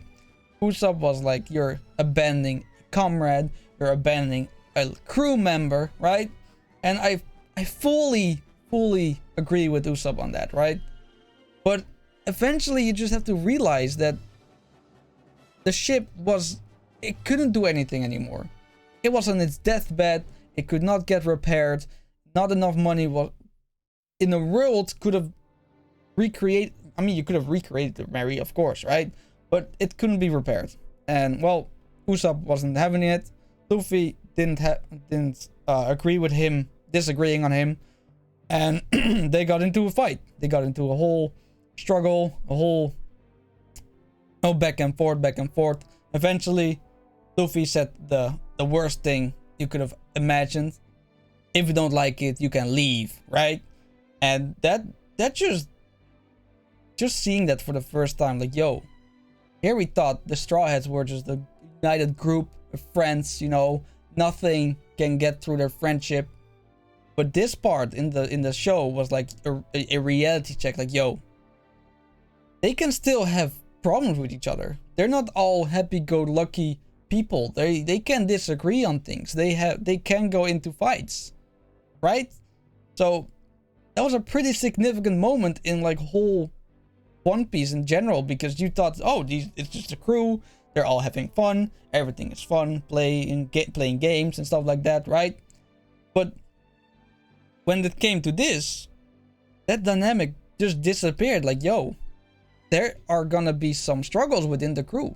There are gonna be some people that are gonna disagree with either Luffy or the majority of the crew, right?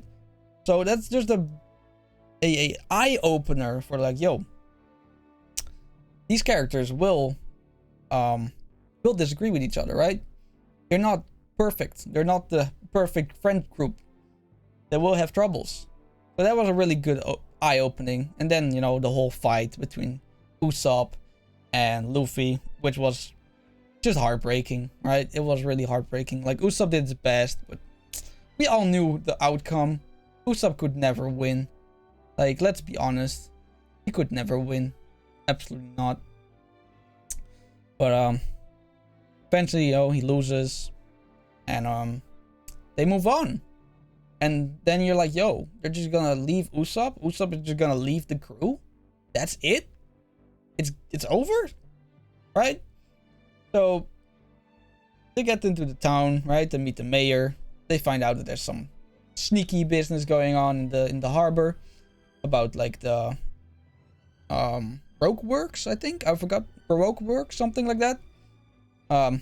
They find out that these, shipwrights are undercover agents for the Marines called the CP9. And they were after the blueprints of the ship of Golden D. Roger, right? Because they believe that was an evil ship because that was a pirate ship, right? And they think pirate ships are evil and the creators of pirate ships are also evil. Which brings me to the big point of Water 7. It's the introduction of, obviously, Frankie, right? And love him or hate him, but he's definitely a significant character in the show.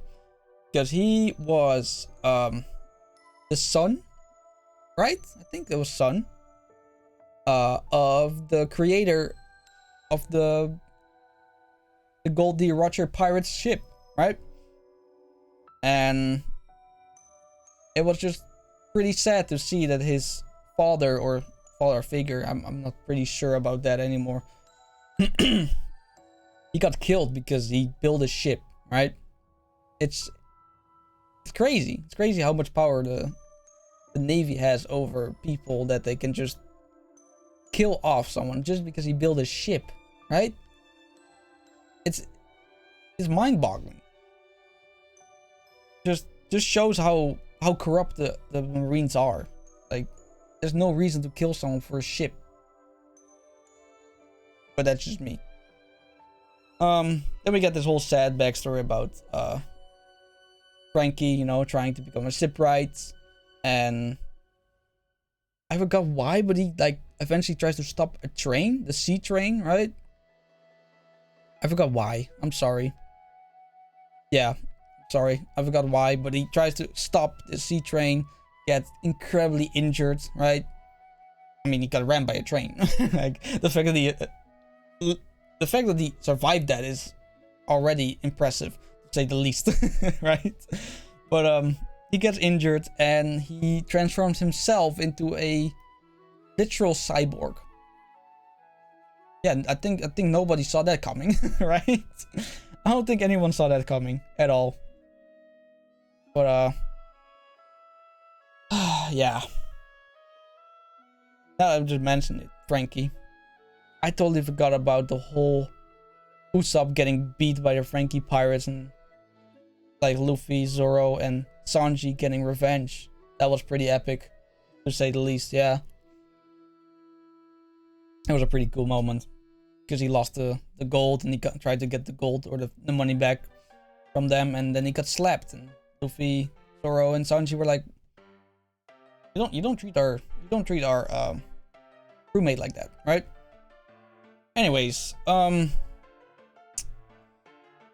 ooh, what else? Oh yeah, Robin. Big part of whole Water 7. Robin. Robin got kidnapped or willingly kidnapped, right? Because she is a danger for society, apparently. At least they think she is, because she has the knowledge of like a certain type of people that dangerous the safety of the world, according to the Marines, right? So they capture her, and Robin just doesn't say anything. Just disappears with them. Because she doesn't think she doesn't want to cause trouble for the rest of the Straw Hats. So, pretty noble thought, but not really how this works. Not really how Luffy works, right?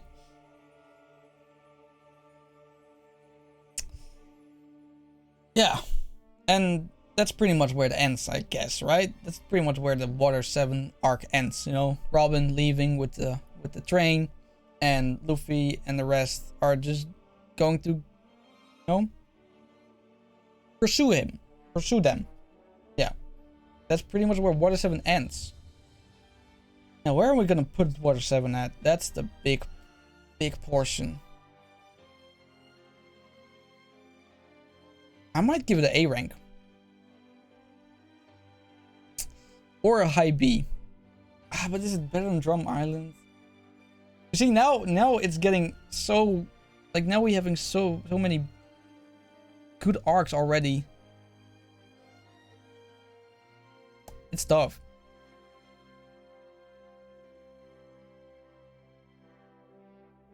Fuck it. Water 7 is going to be...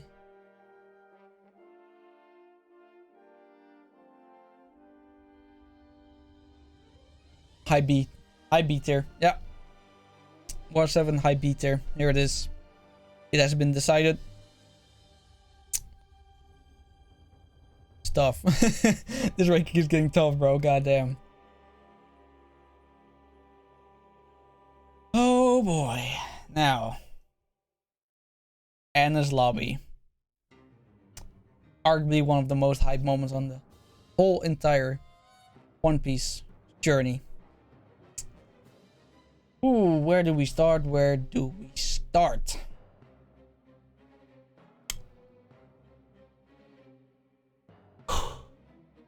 Okay. Enies Lobby starts off with Luffy and the crew, right? Going to the island called Enies Lobby. It's like a port base for the world government to go, like, you know, all sides of like the whole world essentially, right? And it's also like a barrier between like a big hole, like if you want to go there, the other side of like the Grand Line. I don't think so. I'm not sure on all the details. I'm sorry. And there you have to get through there, and only Marines can go through there. So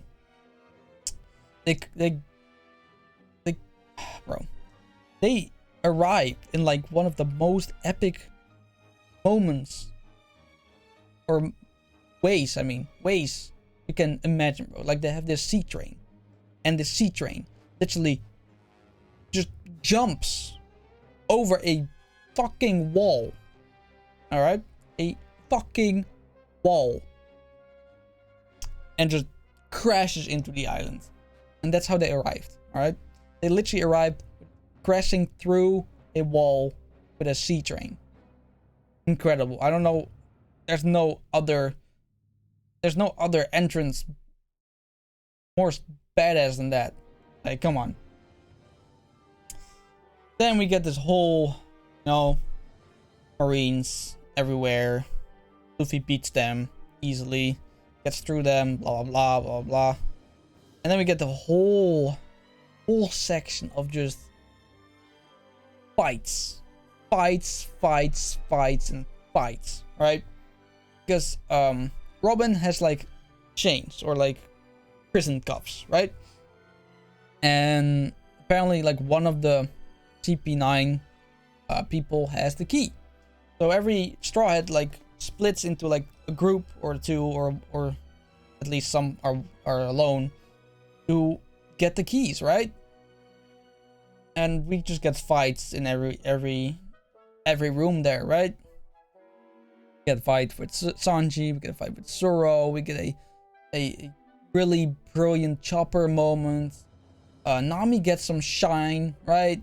Like she's doing some impressive stuff. And I don't know where to begin, bro. Also a lot of funny moments, 100%. Like this one guy saying, "Oh, I am Robin's long lost brother," right? Then he's like, "No, psych," and then Sanji gets really mad and starts fighting him. He unlocks the whole really cool Diablo Jumbo, right? Like this man just spins and spins and spins around as fast as humanly possible to literally create friction with his foot, which his foot just turns into fire. Just explaining it sounds fucking epic, right? This man spins so violently that the friction of him spinning on the ground sets his foot on fire, or his whole leg. Incredible. Fantastic, bro. So cool. Then he beats the guy easily, right? Then we get a fight between Zoro and this giraffe guy. Oh man. We never get to see this ever again after this, which is pretty sad, but Zoro unleashes something so terrifying and epic. And it's called Ashura, right? This man, I don't know, some people say he summoned a demon, alright? Some say that he summoned a god. Some said he is already cursed because of his sword, right? And that's why he could like summon this curse creature or something. But it was just so sick. This man, Ashura attack is so cool because he's just one guy, right? He got 3 swords. But Ashura, he pretty much duplicates into 3 people, right? So that makes 9 swords. Yeah. Sounds epic enough, right? Yeah. 100%. It was. He sliced the whole tower in half. With that one attack, alright? Pretty cool. Pretty cool. And then we have like this fight between Luffy and Bruno? Yeah. I think it's called Bruno. Which, he is a wall, alright? He got some a technique called called again. I think it's called oh come on. Called Tenkai, right? Yeah, I think so. And it essentially just hardens your stomach, your body, right? Pretty much hockey, but not really, right? So he's like sturdy motherfucker, right? He got some portal opening abilities, something like that. And you're like, how is Luffy gonna beat this guy? And what does he do? This man, he came up with like an incredible technique called Gear Second, which essentially he pumps his blood so incredibly fast through his body, his whole body, pretty much begins smoking, right? Because he's made of rubber, his heart can take this. So he pumps his blood through his body so violently and quickly that he like becomes so hot and stretchy that he just speeds up. He just becomes twice, if not 3 times as fast as he was before. It's insane. It's such a cool gear. I think it's definitely my favorite gear out of all of them. It's really cool. Like this whole fiery red, glow on his skin, like this steam everywhere. Like it's, oh man. Gear Second is amazing. All right, I can tell you this, bro. Gear Second is absolutely amazing. Such a cool gear. So cool. So then he uses like this jet bazooka and he obliterates this guy's Tenkai like with ease, right? It was really cool. That was just only part 1, right? I guess there's like 2 parts in Enies Lobby. The first part with like the whole, know, I guess tower fight, right? Like they're fighting to go up the tower and everything like that. But now we get to part 2. And pretty much one of the most iconic moments in One Piece is where Robin finally expresses what she truly feels. You know, she's always like, I want to die, I don't care. You know, life has been tough, I guess it's fine to end it. And she finally realizes that she, how do you say that? She deserves to live, right? She deserves everything. She deserves to live, she deserves to be part of the crew, she deserves happiness and everything like that. And Luffy helps her realize that. And then we get this amazing moment where Luffy just screams, tell me you want to live, right? And Robin telling her,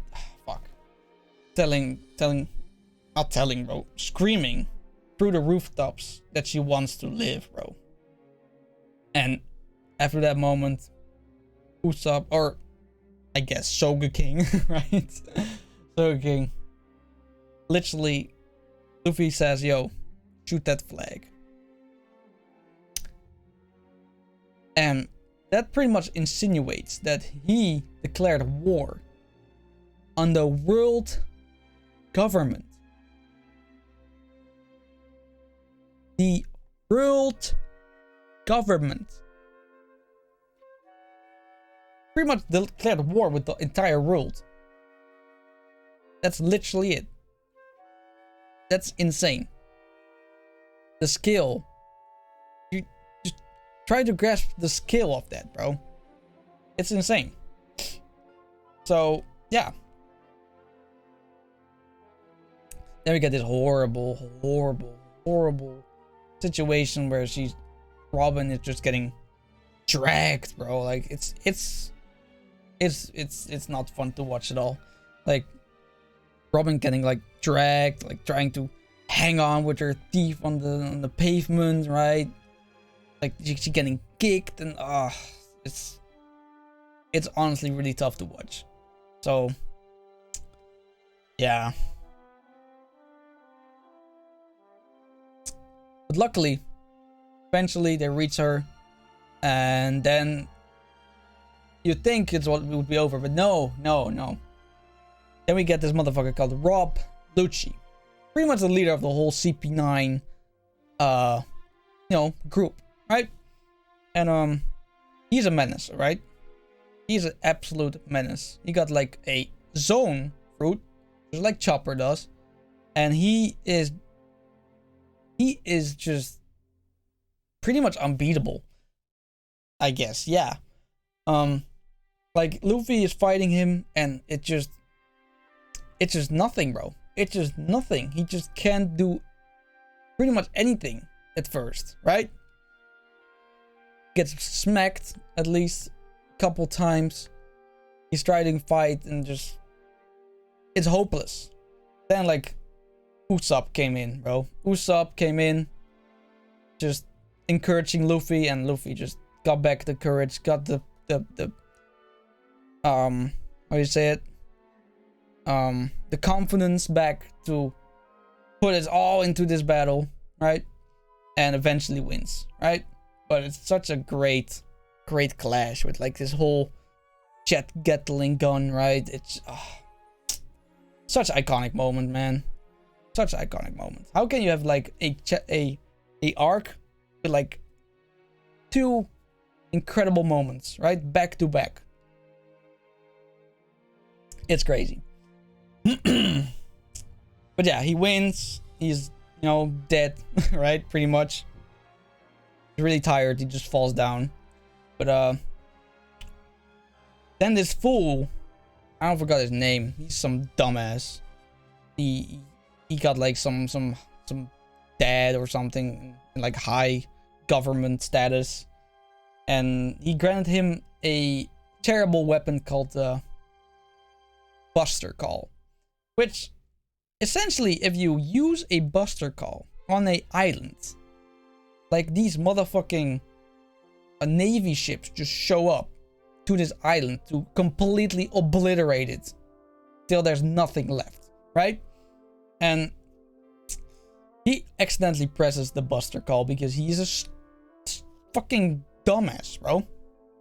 So now they're stuck on this island with Luffy half dead. The whole crew is tired. And they have no way back, right? They have no boat because the Mary is broken and still in water 7. And the water train it crashed and the rails destroyed. So they can't use a water train back. So they're pretty much fucked at that point, right? But then you hear a voice. And nobody understood what the voice was. But I think if I recall correctly, it said jump in the water or something like that. Something like that. And, well, they do, right? And guess what? It was the Mary. The Mary came to save them. Like this ship was sentient the whole time. Without us knowing at all. Such a powerful moment, man. Such a cool moment. Like, you think it's a ship. No, this ship is sentient, bro. Like, I don't know how it works. Never got explained how it works. But it's so cool that the Mary came back for them, right? To help them, even though they already pretty much gotten rid of her, right? They already pretty much gotten rid of the Mary already. But Mary's like, no, I gotta save these people, bro. Like, then we get this whole amazing burial, or like, I guess, cremation of the boat, right? Sorry, if you didn't cry on that part, you need therapy, all right? I think your heart is frozen, all right? Your feelings are non-existent, and just you need help, all right? Okay, maybe not cry, but at least felt something, right? And I think that's what ends Enies Lobby, if I'm correct, right? And I don't know why there's a post-Enies Lobby arc. I mean, it's not a big part, but I can quickly cover it because the Enies Lobby part is pretty long. But first, you're gonna see, bro. I mean, if I don't put Enies Lobby in S tier, I don't know what else. Like, yeah, like Enies Lobby is definitely better than Arlong Park and Alabasta, in my opinion. So Enies Lobby is getting the S rank, all right? That's just how it is. All right, then we get post-Enies Lobby, I guess. Not a lot to say about it. We meet Garp, the person who Luffy grew up with. Pretty much his grandparent, right? Yeah, I don't know.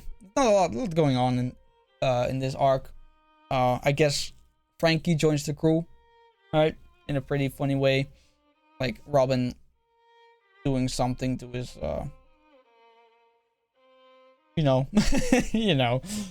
So that was pretty funny. They get a new boat, pretty cool, right? But that's about that. So what it had to do, it did. But that's about it. So I'm gonna give it a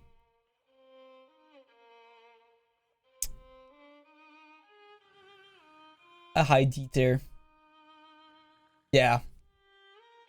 Yep, high D tier it is, bro.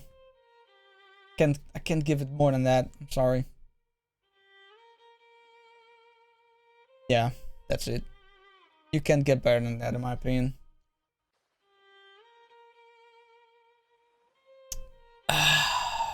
God damn, bro. We're 2 hours in and we're halfway there. We're not even at the New World yet, bro. We're almost there though, but not even there yet, bro. Oh my god. Well, it is what it is, bro. It is what it is. Alright, so next arc. They have a new ship, they have a new crewmate. Zoro. Usopp came back, right? All that stuff. Great ending of the Enies Lobby arc. Now, we get to Thriller Bark. And this is also a pretty controversial arc, because a lot of people say that Thriller Bark is not really good, but it has really good moments, right? Like, it's like the majority of Thriller Bark is D rank, but it has S tier moments, right? So it's pretty hard to gauge this one. But regardless of that, like, the first thing we see is like they are in this weird, I don't know, section of the sea with all like these broken down ships, right? And they find one ship, they enter it to see if there's something, you know, to get, you know, some food, some gold, some whatever. And they meet Brook. And the first thing Luffy asks is if he poops. Yes. Oh, Luffy never changed, bro. Please never change. Oh man. But yeah, he asked his skeleton if he poops, and I believe he says he doesn't. I'm not sure about that, but that's pretty funny, right? And he immediately asks if he wants to be part of his crew, of course, right? Because, you know, Luffy, you know, he just wants a wacky crew, all right? He just wants the weirdest people, bro. Like, he looks at people like, yo, you look special. I want you in my crew, right? But then we learn about Brook, and in my opinion, Brook's backstory is the most sad. Is the most sad and most cruel backstory, in my opinion, right? It's pretty sad, but it's not,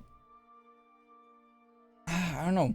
It's not like Robin sad, but it's like pretty cruel, which makes it really gruesome, right? Like, you really feel bad for Brook. Anyway, so Brook has like this backstory with his crew, right? And they get stuck in this whole section on the sea, right? Pretty much the Bermuda Triangle, right? Pretty much that, but then in one piece. And they get stuck in there, and they don't have food left, they don't have water left, and all they can do is, you know, sing. And while they're singing, they slowly die. One.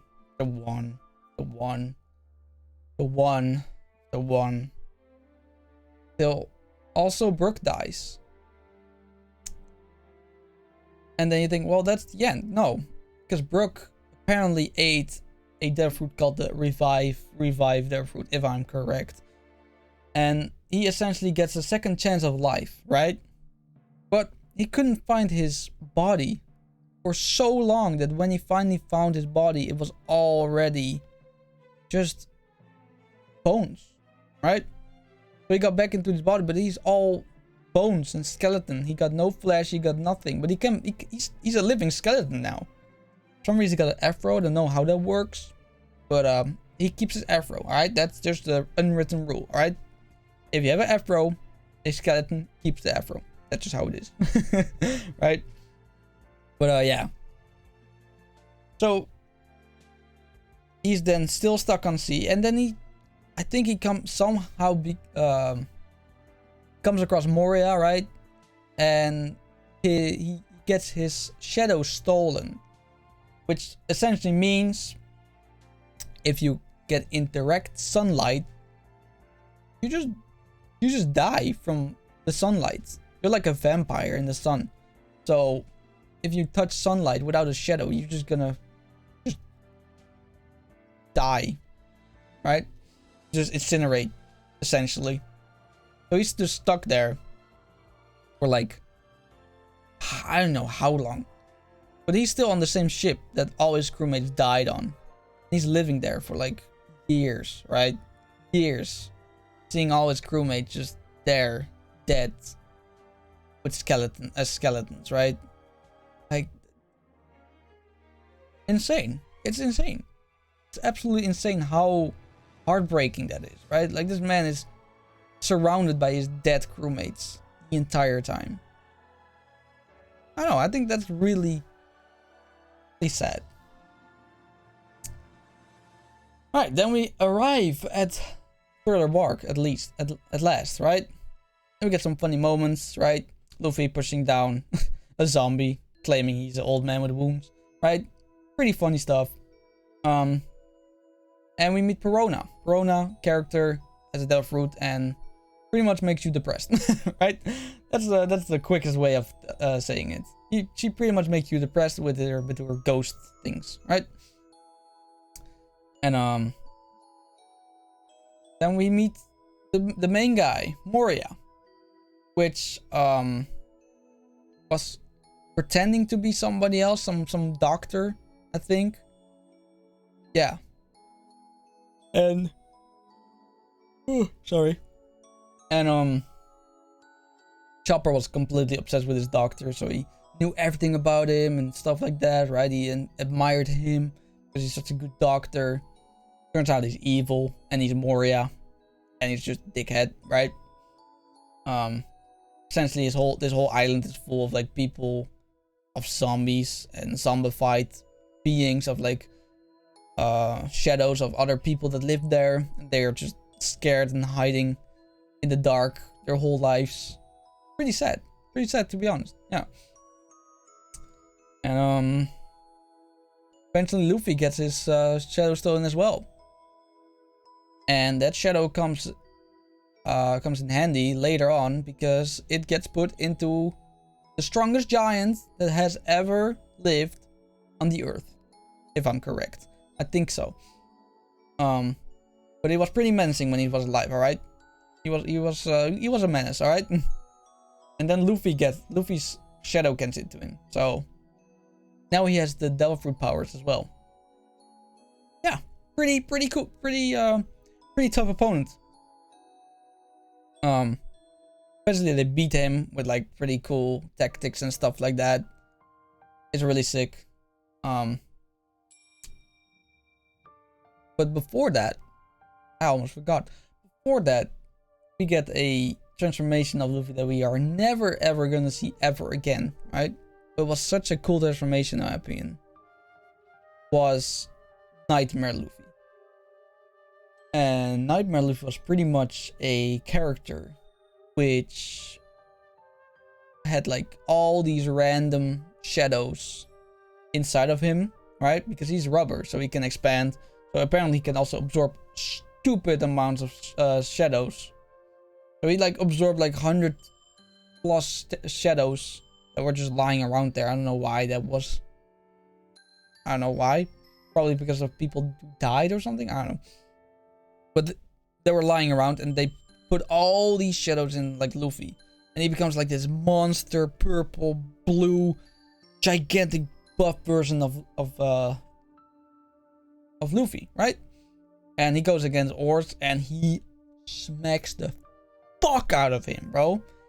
Like this man goes for a punch and Luffy comes in, just holds it off with one arm. Like this is a giant, mind you. This is a giant with Luffy's powers and strength and his own strength on top of that. Meanwhile, this nightmare version of Luffy stops his own punch, or stops that punch with one arm. And then proceeds to beat the fuck out of him. Right? Absolutely beats the dog shit out of Oars, alright? Like, it's insane. Eventually, he runs out, the shadows escape, and then they have like this whole crew dynamic fight with like tactics and like with like these chains and stuff like that. Really cool part. Then they beat Oars eventually. Then Moria comes in, steals all shadows that he acquired, gets stronger again, and Luffy just beats him as well. So that's about it. You know, Moria is not a pretty great character in my opinion. Apparently he went head to head with Kaido in his prime. And I think he won. I don't know why. I don't think so. Not sure about that, but I think he won. But I don't know, Moria's just not. I don't know, never been a fan of Moria, even after knowing that he literally stole a shadow of like the most renowned swordsman in Wano, and stole his sword, right? So I don't know. Moria, not a big fan of Moria. He's just a bit of a goofy person. But the whole point is, at this stage, Luffy, first ever warlord, right? Luffy beat a warlord. So that was pretty significant. Like Crocodile, yeah, warlord as well. But Moria was more renowned, I guess, right? Moria was like a big shot in compared to like Crocodile. So it was pretty good, pretty big. Pretty big. I guess that's where Thriller Bark ends, right? And then, you know, Brook joins the crew. Really cool moment. And then when you think it's all over, just when you think it's all over, right? And nothing is gonna go wrong, this motherfucker called Kuma shows up. And this guy is not a warlord. So they just beat a warlord, and then some other warlord just showed up out of the blue. You know? No questions asked. Wipes Perona off the face of the earth. Never seen after that. Right? As far as they know. They come into contact with Kuma.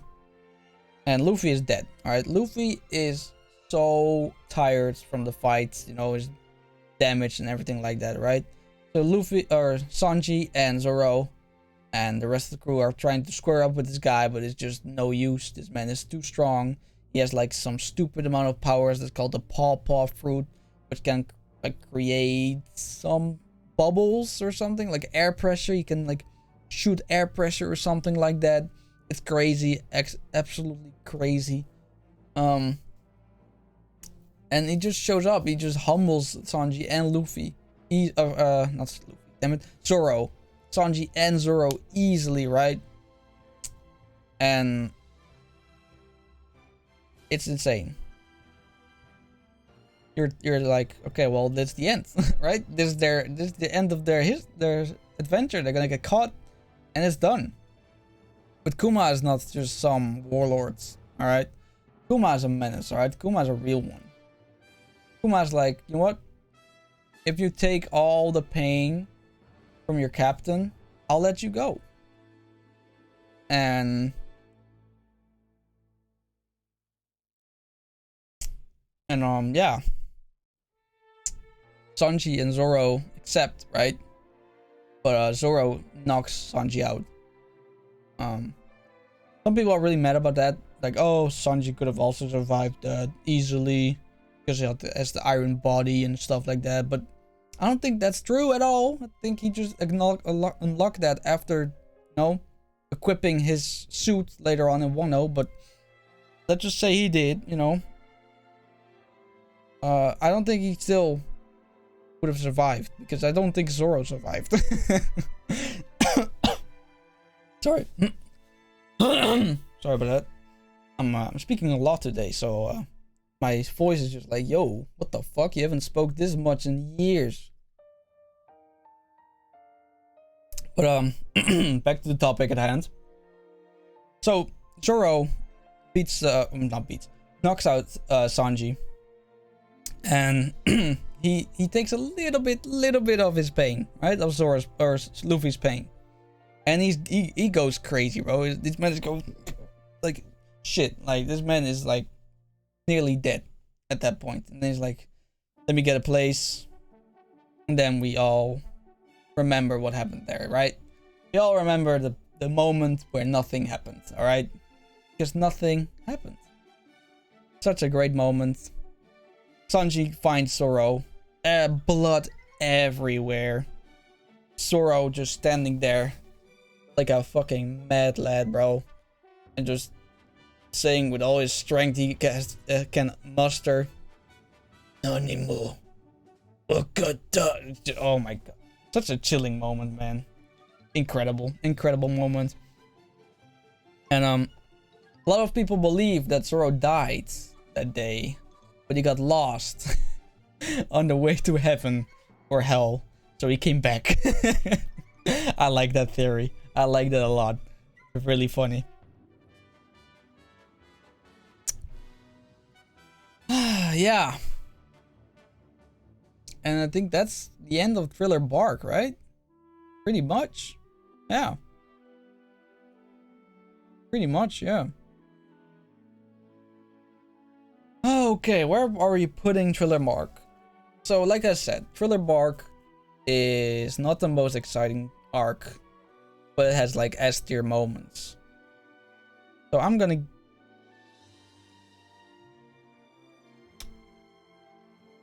Should I put it next to Water 7? Should I put it below Water 7? I think I'm gonna put it below Water 7. Yep. I'm gonna put it below Water 7.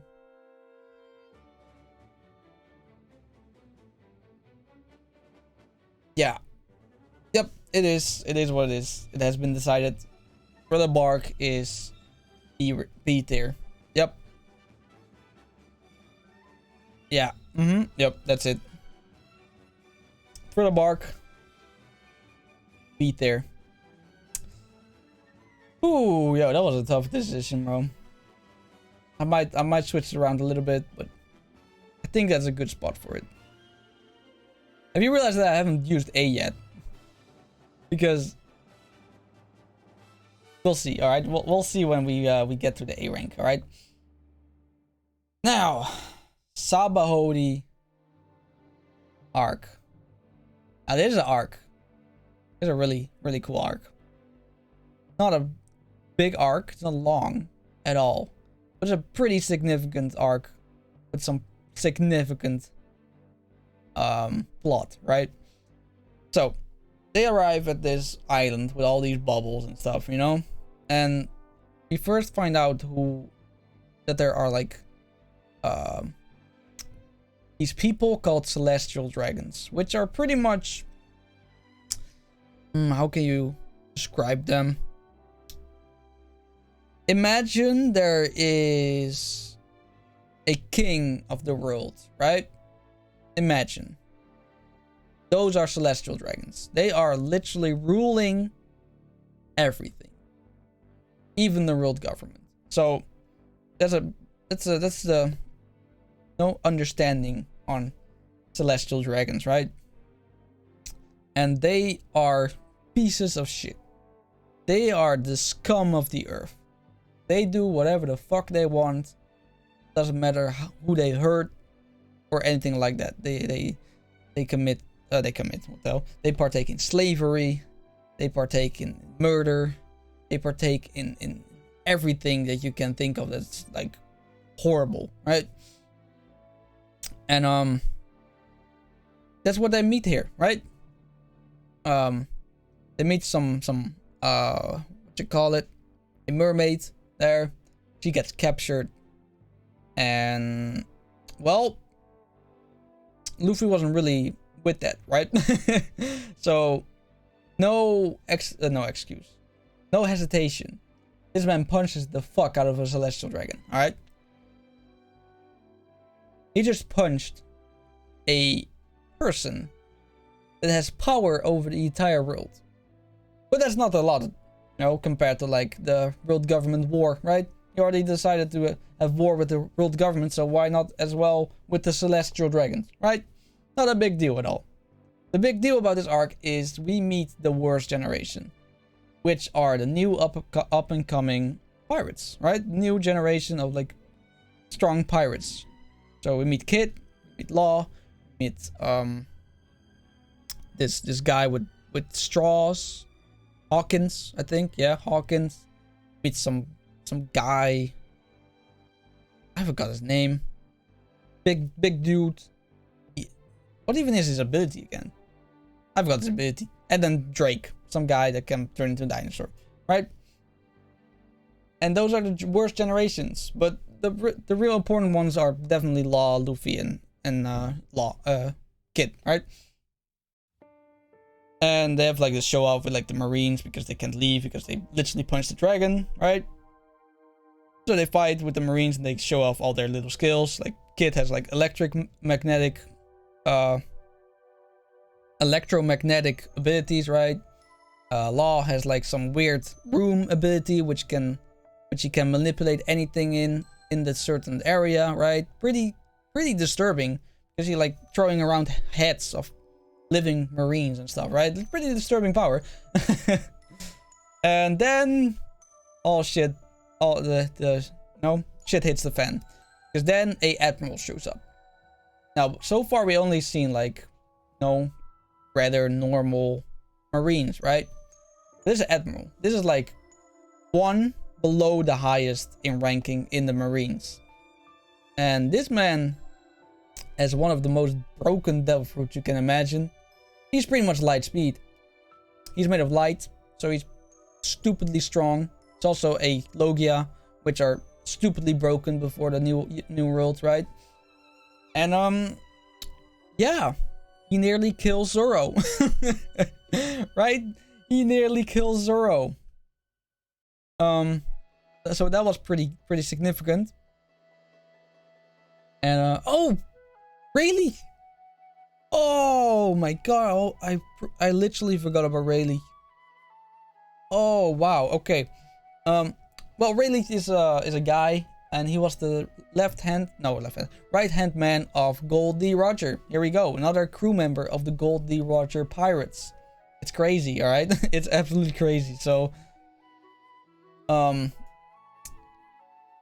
yeah, and he shows us that Logia users are not what they think they are, right? They can get countered with something called hockey. And that's pretty cool, right? Because Rayleigh comes in, he kicks the foot of why can I not? What was his name? No, what's his name? No way, I can't remember the name. What's his name? Shit. The light, yeah, the light, what you call it? The light admiral. I forgot his name. Shit. Now this is a name I need to look up. This is a pretty significant name. I can't forget that. Hold on.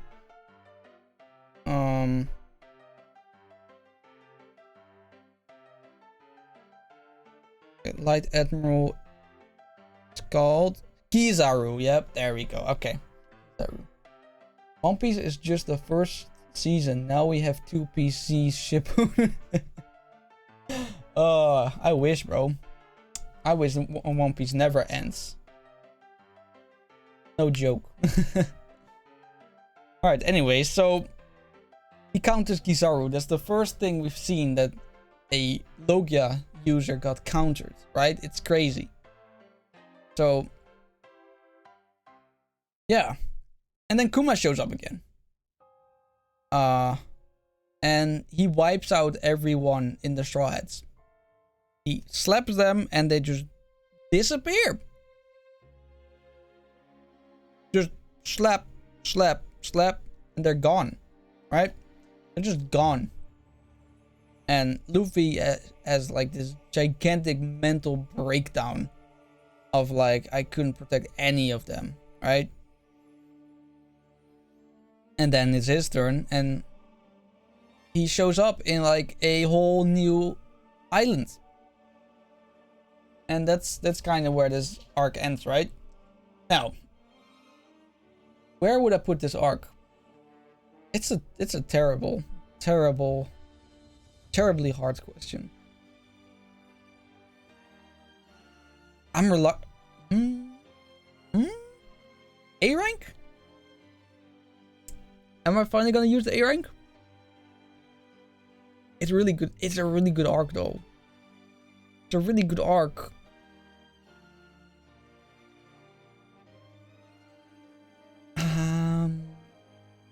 Yeah, A rank this. Sabaody is A rank. It is official. We got it, boys. We got it. There we go. Wow. Holy shit. 2.5 hours. And we're still not done. And we're still not done. Oh my god. This is a long... Whew, this is a long challenge. I did not expect it to take this long. Oh, man. I mean, we can rush through Amazon Lily. It's not the biggest arc. And it's not the most significant arc in my opinion. But it's pretty significant, right? So, Amazon Lobby. Or Amazon Lobby. What the hell? Amazon Lily. It's pretty much the island Luffy gets teleported to by Kuma. And Kuma just split up the whole crew to essentially get stronger. Because they're not ready for the New World yet. They're just not ready. They would get obliterated in the New World. So, they pretty much... Kuma pretty much saved them before they could go to the New World. And Luffy shows up in Amazon Lily. And it's pretty much an island full of women. You can already hear Sanji being jealous as fuck. Right? But yeah. Island full of women. And well, Luffy kinda doesn't care about women, right? So it's a fun dynamic because there's like this one woman there that is like the leader of leaders on that island, right? Called Boa Hancock. And she has like this petrifying fruit, which if you find her beautiful, right, or have any emotion regarding her, like in love and stuff like that, you get petrified. So that sounds pretty insane, right? Because she's a beautiful woman, so a lot of people can just get petrified because of simply looking at her, right? She's pretty much Medusa. Yeah, I guess you could say that. She's pretty much Medusa. But Luffy, you know, he doesn't care. So Hancock's like, what? How does he not care? So she totally falls in love with him. Like all women do, because if a man doesn't like a woman, but they just go crazy. They're like, what? Huh? Why doesn't he like me? Like, right? And then they're gonna go crazy, right? Regardless, they meet up. You know, Luffy's just there, and then he finds out something pretty significant. All right, his brother Ace got captured by the world government and is scheduled for execution. Yes. So Luffy is like, yo, ain't no way, bro. Ain't no way my bro is gonna die. I'm gonna break him out of prison. And that's pretty much where Amazon Lily ends. So Amazon Lily, I would give it a low C tier, I think. Or a high D tier. Yeah, I'm gonna put a high D tier. It's not a great arc. It was necessary arc, not gonna lie. But yeah, I don't know. Not like I don't know. It could have been part of Impel Down without me realizing it at all. So yeah. Wow. Okay, how many arcs do we have left before the New World? Four arcs.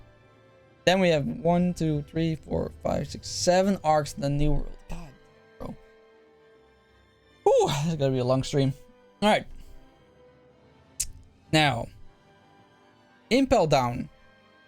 Impel Down. It might be one of my favorites. Yeah, I think it is.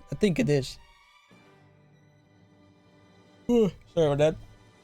I think Impel Down is like definitely one of my favorites, and here's why. Prison arc, I love that shit, bro. That shit is crazy. Anyway, before we go into all this, let's just go through the whole thing, right? So, Luffy arrives at the prison because of Boa Hancock, because she's a warlord, or one of the 7 warlords of the sea, and she has privileges, blah blah blah, right? He gets in. And he learns that Ace is all the way down, the lowest part of the prison. So, So he is on a quest to get to the lowest level on the prison. But this is not a normal prison. No, this is the prison, alright? This is the prison where all the pirates that get caught, right? All the pirates that get caught go. So this whole prison is filled to the brim, like one of the most dangerous pirates ever. Right? So, with that being said, we get some people back in this arc, which include Bon Clay, Buggy, and Crocodile. All right, and Mr. 1, but whatever. Right? And of course Mr. 3, right? A bunch of old villains from previous arcs. So that's really cool. Where does it start? I mean, Luffy goes through this whole prison like a madman, bro. Like he beats everyone who's in the way. He goes into every floor, right? Eventually he stops because he encounters the warden called Magellan, alright? And Magellan is a pretty powerful guy, alright? Oh, fuck no, okay. It's because I'm talking so much. Okay. He's a pretty important guy because he is made out of poison. Yeah. So touching him, pretty much you get poisoned. Yeah, that's pretty cool, I guess, right? That's pretty insane. So Luffy gets clapped. He gets absolutely demolished by Magellan. He can't do anything. Gets shit on, bro. He gets shit on by Magellan.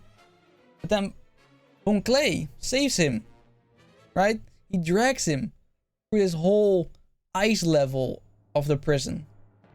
And they get attacked by these wolves. And he is fighting for his life, right? Like, Bon Clay is literally protecting Luffy, like, with his life against those wolves. Then we get some really cool moments. Because there's a moment where Luffy kind of wakes up, but not really. And that's the first time he uses his Conqueror's Hockey on those wolves. And those wolves get scared, alright? They get scared shitless. They just fall down, right? But that's really cool. That's a really cool moment. But then he, you know, goes back to sleep, or I guess half dying, right? But Bon Clay doesn't just randomly drags him through the whole prison for no reason. No. He drags him to someone called Ivankov. And Ivankov is a person. What? Oh. That is or not. Okay. Fine. Where was I? Ivankov is a person with a pretty special depth, right? And she can pretty much manipulate hormones. Pretty difficult to explain, but essentially he can make a biologically female into a biological male and vice versa, right? Pretty much. And more, right? Endorphins and all that stuff. So Ivankov eventually like treats him and he gets better. If not, he would have died. Alright, Luffy would have straight up died if not for Ivankov. And what do you know? Ivankov is another big picture person, right? Because this guy, right? This guy is part of the Revolutionary Army. the squad that Monkey Dragon is running, right? And he's been missing for a while, all right, for a while. But he's just been, you know, imprisoned in Impel Down this whole time. He's just been there. So yeah, that's a mystery solved.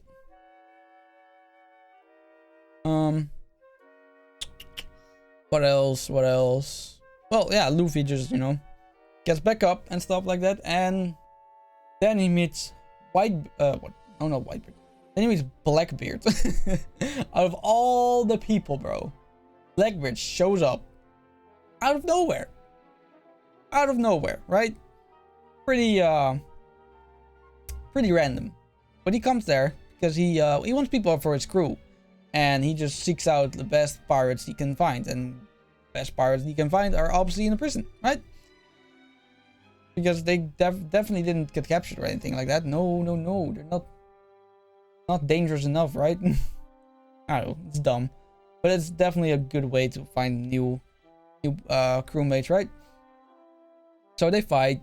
Luffy loses, and they move on, right? Luffy eventually gets to the place where Ace should have been, and he's gone. Then they find out that he was already transferred for a pretty long time, right? Like Sanji, Luffy been struggling through this whole prison to get where he is, just to find out that Ace is not there anymore. Now he breaks. Then he has to break out. Pretty significant maneuver, right? They nearly break out, but there's a whole ass wall. All right, a whole ass wall which they cannot breach at all because it's so thick and high that it's just impossible to go over it or under it or anything like that.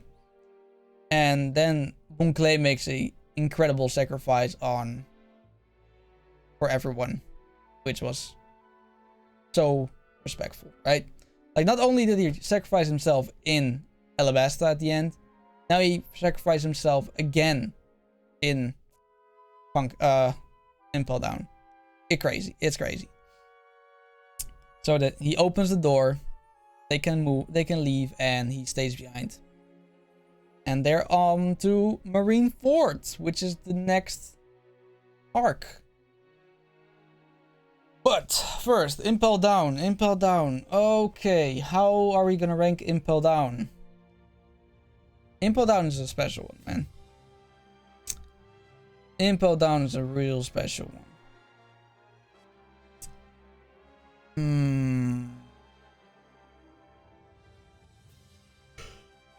Whew. I think it's better than all of them in all of the B tier ones.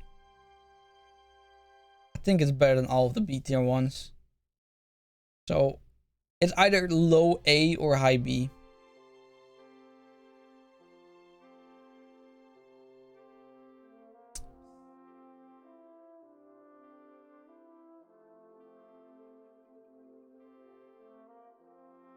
I mean, it might even be better than the Sabaody arc.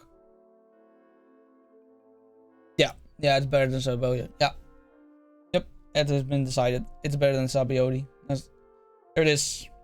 Impel Down is high A rank. There it is. Oh boy, Marineford. Arguably one of the most epic moments in One Piece ever. And that's a war between one of the Yonkos and the world government. But yeah. Before we start, let's just explain why Ace got captured, alright? So Ace was part of the Whitebeard pirates, right? And Blackbeard was also part of the Whitebeard pirates. But Blackbeard had some other thoughts, right? He wanted out. He wanted to escape, create his own crew, and go his own way, which is pretty fine, right? That's fine. He can totally do that. but he kind of killed somebody in the crew, right? And the whole idea of Whitebeard's crew is that they're family. He's the father, Whitebeard's the father, and the rest, and his crewmates are his kids, right? And they also see him as father and their kids. So, him killing someone on the crew was really significant. So he got kicked out of the crew, obviously. But he already stole the devil fruit that the one that he killed had, because that's why he killed him. Killed the guy for a devil fruit that he wanted. And, well, Ace was like, nah, that's not okay, bro. I'm gonna go after him. Let's just say Ace got smacked. Alright, Ace got dog washed by Blackbeard. Because Blackbeard has a devil fruit called the dark fruit, if I'm correct. And he pretty much becomes a black hole. Alright? Normally Logia users become the element, and then they can, it just goes through them, right? But not with Blackbeard. Blackbeard absorbs everything. So he feels all the pain from a bullet, but he absorbs the bullet. Right? He's literally a black hole. So Ace fighting him didn't matter at all. He was just fighting him, but it didn't work. His fire didn't work at all, and he just got captured by Blackbeard. And then he got, he went to the world government, brought him in, and got granted a warlord title, I think. Yeah, that was the agreement, I think. Yeah. Oh boy. Okay, so that was the backstory of like why Ace got captured. I should have said that before in Impel Down, but I forgot. But I did it now. All right. I told you now. Okay, that's only the tip of the iceberg, of course, right? So, Luffy and Co, right? They broke out of prison and they arrive in Marineford. Pretty epic moment. Coming like from like this sea, right? And then we have this guy, this admiral called Akoji or something like that. And he got like freeze powers. And he just casually freezes the ocean. No worries at all. Just like that. Yeah.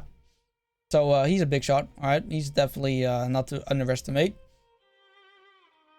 Well, they fall in. Whitebeard pirates are already there. They're ready to wage war against the Marines, right? Because, it's his son, right? His son is in danger.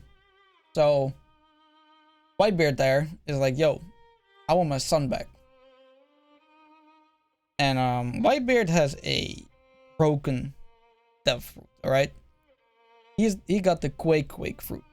And what the Quake fruit does is essentially he becomes a Quake man, aka he becomes earthquakes.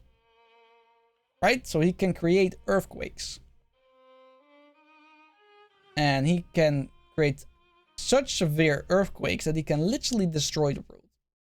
So yeah, pretty big deal. Another big deal was he was also part of the Goldie Roger pirates. Not really part of it, not part of the crew, but he was like going with him, right? Or was he? Wait, was he? No, he was part of the crew, right? I think so. I forgot. I'm sorry. But yeah.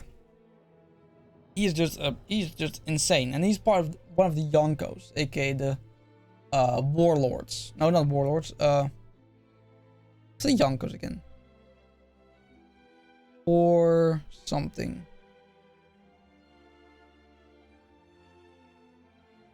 Not warlords, but I forgot. No. Sorry, I forgot. Anyway, but he's a Yonko, alright? One of the 4 Yonkos. Now we got this whole battle, right? This whole fierce war, and Luffy is just smashing through the whole thing, right? Like he trying to get to the plateau where Ace is on to get executed, right? Just struggling, fighting for his life, stuff like that, right?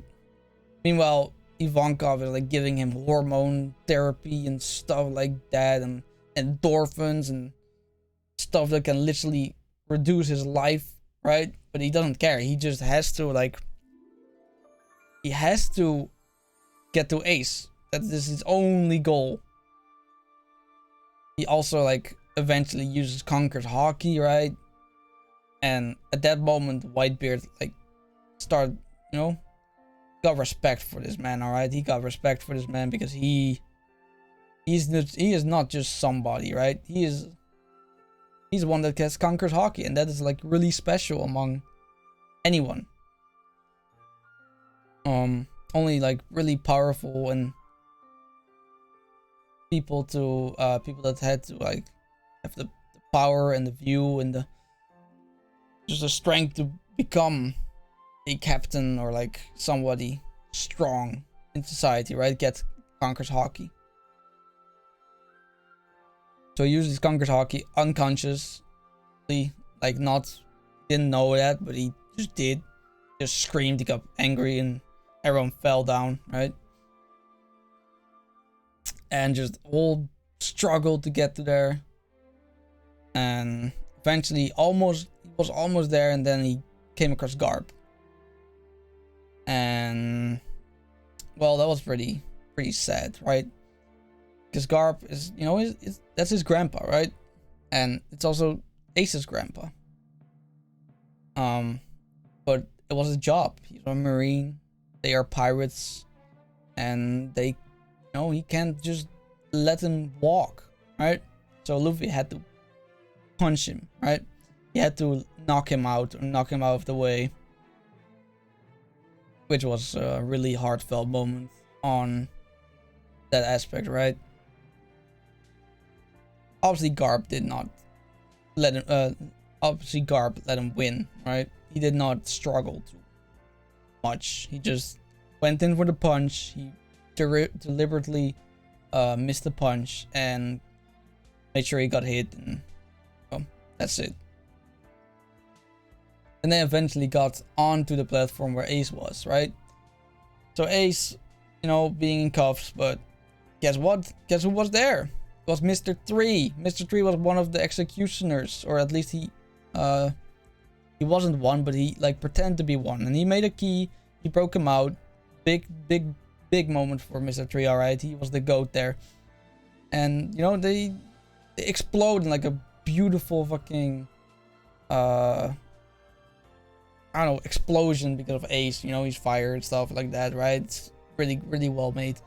But then like this other guy, he's like the highest rank in the Marines, called Sen Goku. He has like a fruit, which makes him a Buddha, I think. Yeah. And he's nothing. You don't mess with that guy, bro. He's a menace, all right. But they escape him. No worries at all.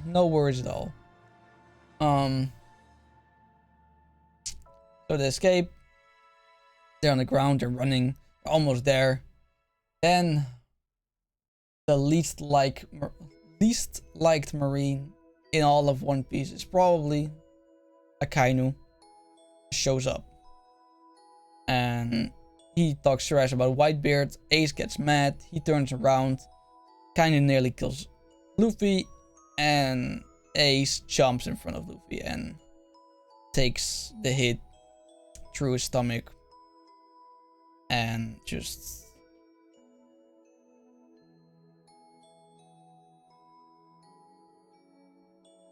sacrifices himself for Luffy, right? He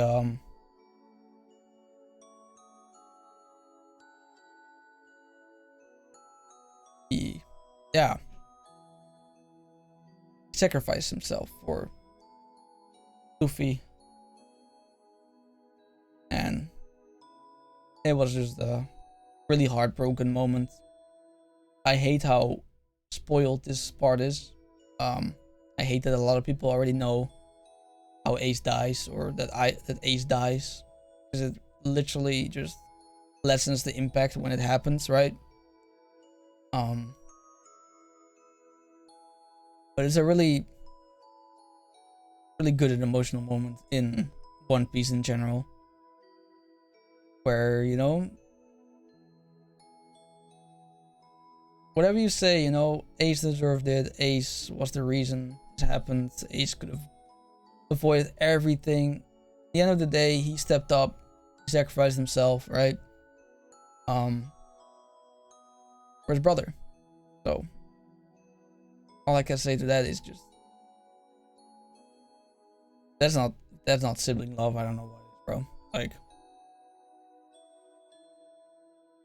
it's really sad. Luffy, absolutely broken, of course, right? Absolutely broken. It's just beyond words. All he can do is cry. But Whitebeard takes a different approach, all right? Whitebeard's he's not crying. I mean, he probably is inside of his, you know, inside of him. But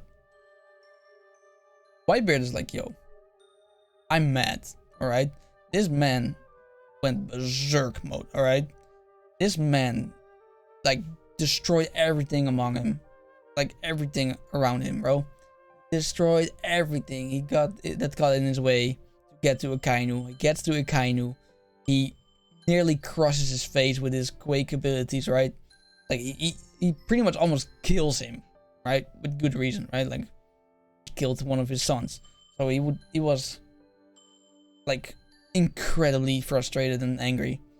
So he gets this fight with like Akainu. Akainu like shoots like these magma fire things through his chest, and he still grabs onto him, bro. Like, Whitebeard is unstoppable. Eventually, like, he escapes because Whitebeard just stops. Yeah. Just stops because, well, he died. He died of wounds in the war, right? He got like these magma exploding blows through his fucking chest.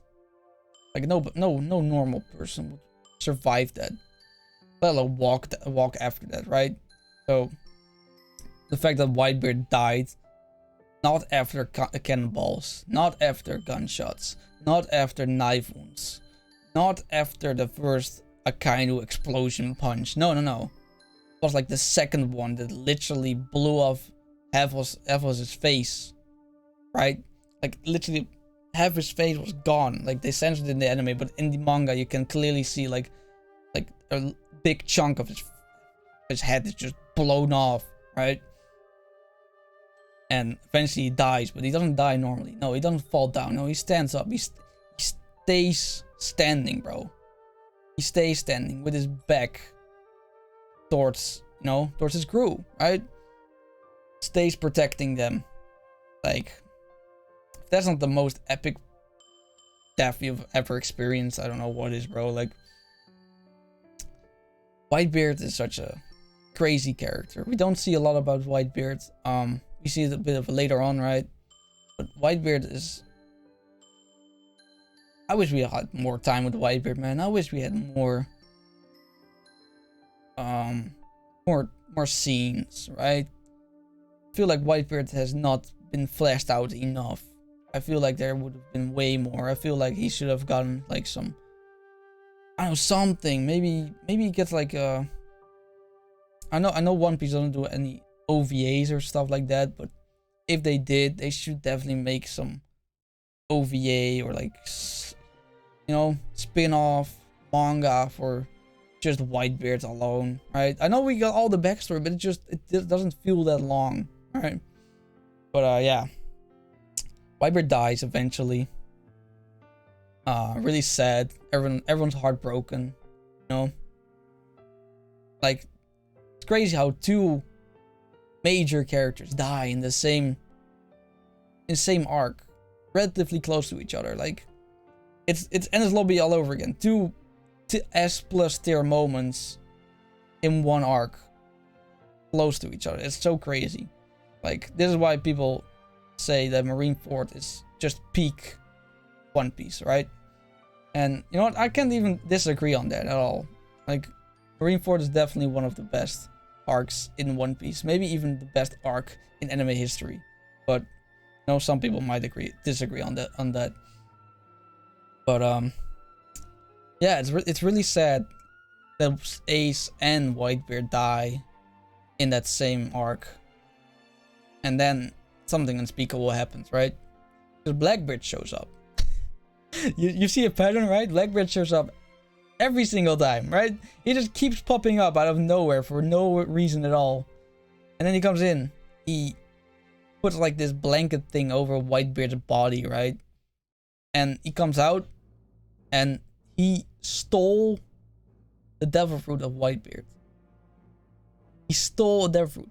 He is the first living human with 2 devil fruit powers, which everyone thought was impossible. But in some way, his devil fruit could absorb the other devil fruit power and harness the powers of the same of 2 devil fruits in one body. Now, this whole theories about Whitebeard having 3 personalities or something like that, or like multiple people in one and stuff like that, but the fact of the matter is, this was the first time that a character or even a person in the story had more than 2 devil fruits or 1 devil fruit. So that was a really special moment. And then he got awarded as one of the Yonkos, which was ridiculous, bro. Blackbeard become a Yonko that quickly, but just because he got 2 devil fruit powers, I mean, sure, I get it, but I don't know. That was a bit too quick in my opinion. They could have waited a bit longer for that. But yeah. Because that was Marineford. They failed to secure they failed to secure Ace. Luffy nearly died. Ace died. Whitebeard died. Yeah. Just a lot of death and misery and oh yeah, one of the epic moments was definitely and 100% was one of the best moments. Finally got some Shanks appearances, alright? We finally got some Shanks appearances and oh boy was it not disappointing at all. Shanks appeared out of nowhere and stopped the war on his own, right? Now this is enough, alright? They were not afraid of Whitebeard Pirates crew, alright? They were not afraid of that war, but they did not want to fight a war with Shanks. So that says a lot about who Shanks is and how powerful he might be, right? That's just crazy to me, right? Just imagine how they viewed Whitebeard compared to Shanks. Isn't that crazy? Like, this man was capable of destroying the earth, right? Like, he had crewmates with like broken abilities, and Shanks show up, a guy without a devil fruit, with 1 arm, and they're afraid. They stop the war just for him, right? It's insane. Absolutely insane. And I guess that's where Marineford ends. Yes, that's where Marineford ends. And if you are questioning if this is a S tier arc, then why? Why would you? This is 100% the best arc in One Piece so far. Yes, I mean every single arc, alright? In my opinion. Wano is close, not gonna lie. Wano is really close. But I don't think anyone can. I don't think any arc is better than Marineford in my opinion. But that's fine, right? It's all my opinions anyway. So that was Marineford. It's a high S rank, and I'm pretty comfortable with putting it on S rank easily, bro. Easily. And I think I just spoke 40 minutes of just Marineford. Oh my god, this is insane. I also feel like my voice is starting to fuck off. I don't know if that noticeable at all, but I think my voice is like, yo, what the fuck are you doing, bro? Can't be talking this much, but I have to continue, right? We're almost there at least, right? We're just almost at the new world. So, yeah. Maybe I make New World part 2. Because that's gonna be long, bro. Long. And this stream is already like nearly 3... No, it has been 3 hours. So I think I'm gonna just cover everything until... I guess the New World, right? Yeah, I think I'm gonna do that. Yeah. Alright, so post-war arc.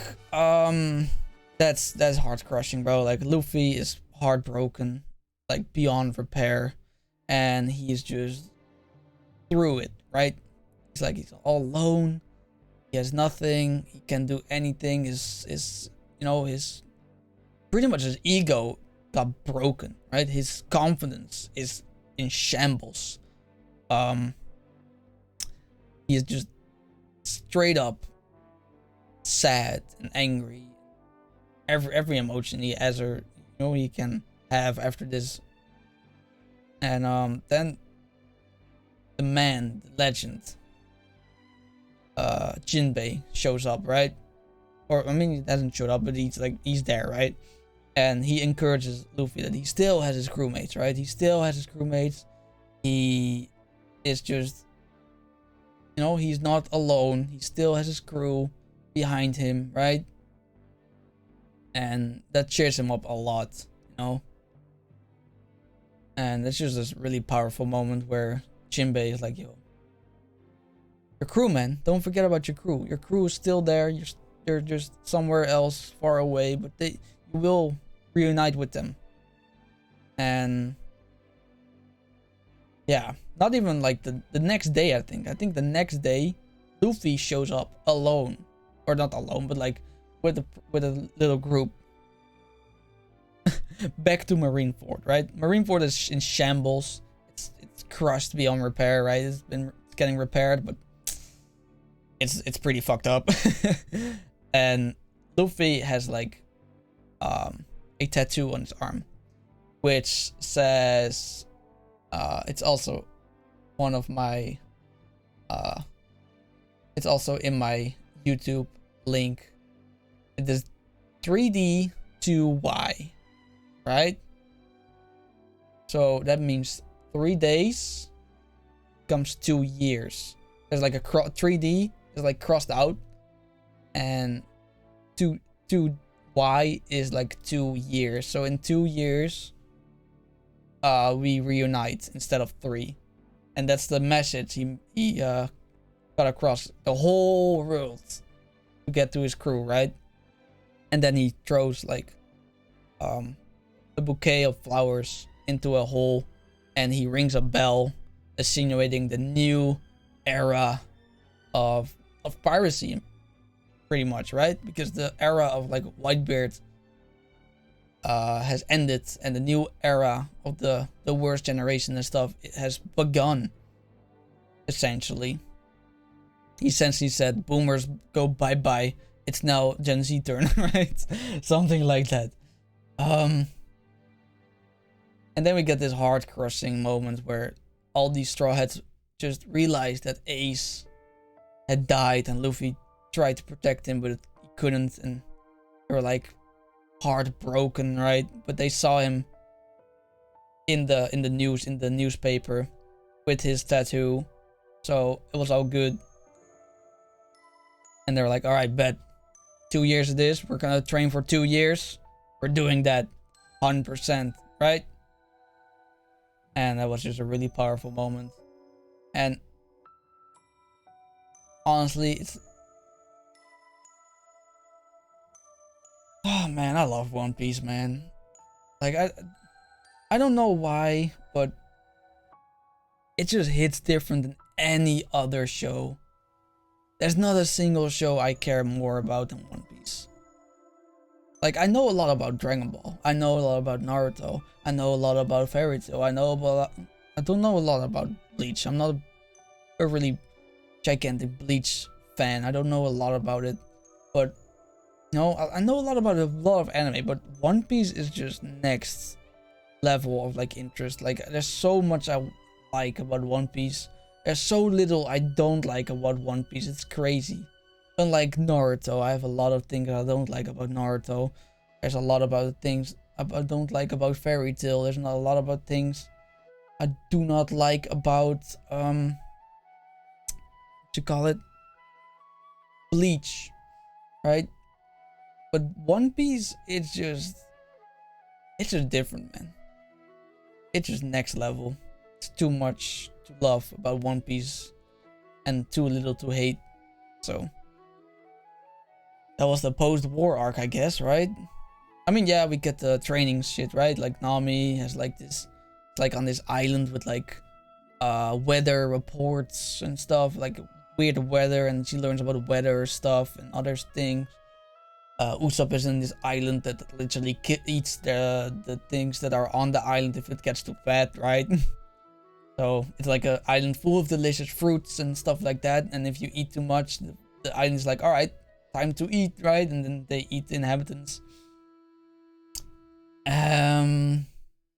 Zoro, of course, he trains with Mihawk, aka the greatest swordsman in the world. That's insane, alright? He trains with Mihawk to beat him, essentially. He literally says, I want to train under you to beat you. And Mihawk is like, wow, that's pretty interesting. I'll do it, right? Sanji comes in, gets on an island with like all these yeah, I guess you could call them trans people, right?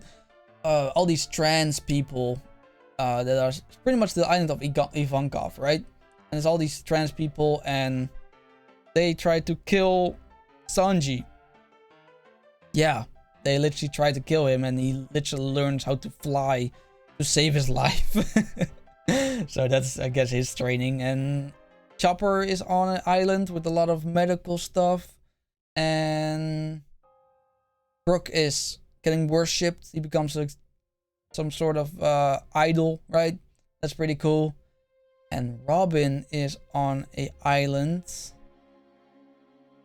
I forgot about Robin. I remember the Robin. No, I don't remember Robin on this island. What island did Robin get on? Why can I not remember that? Whatever. It is whatever, right?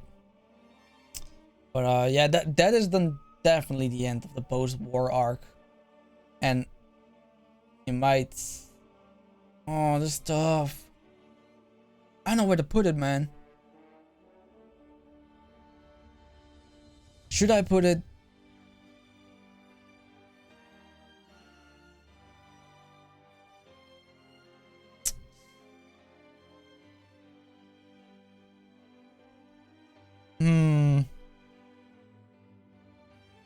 I think I'm gonna put it in...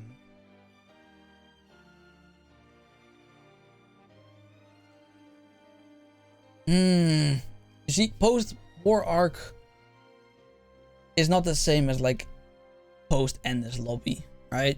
It's so much more than that.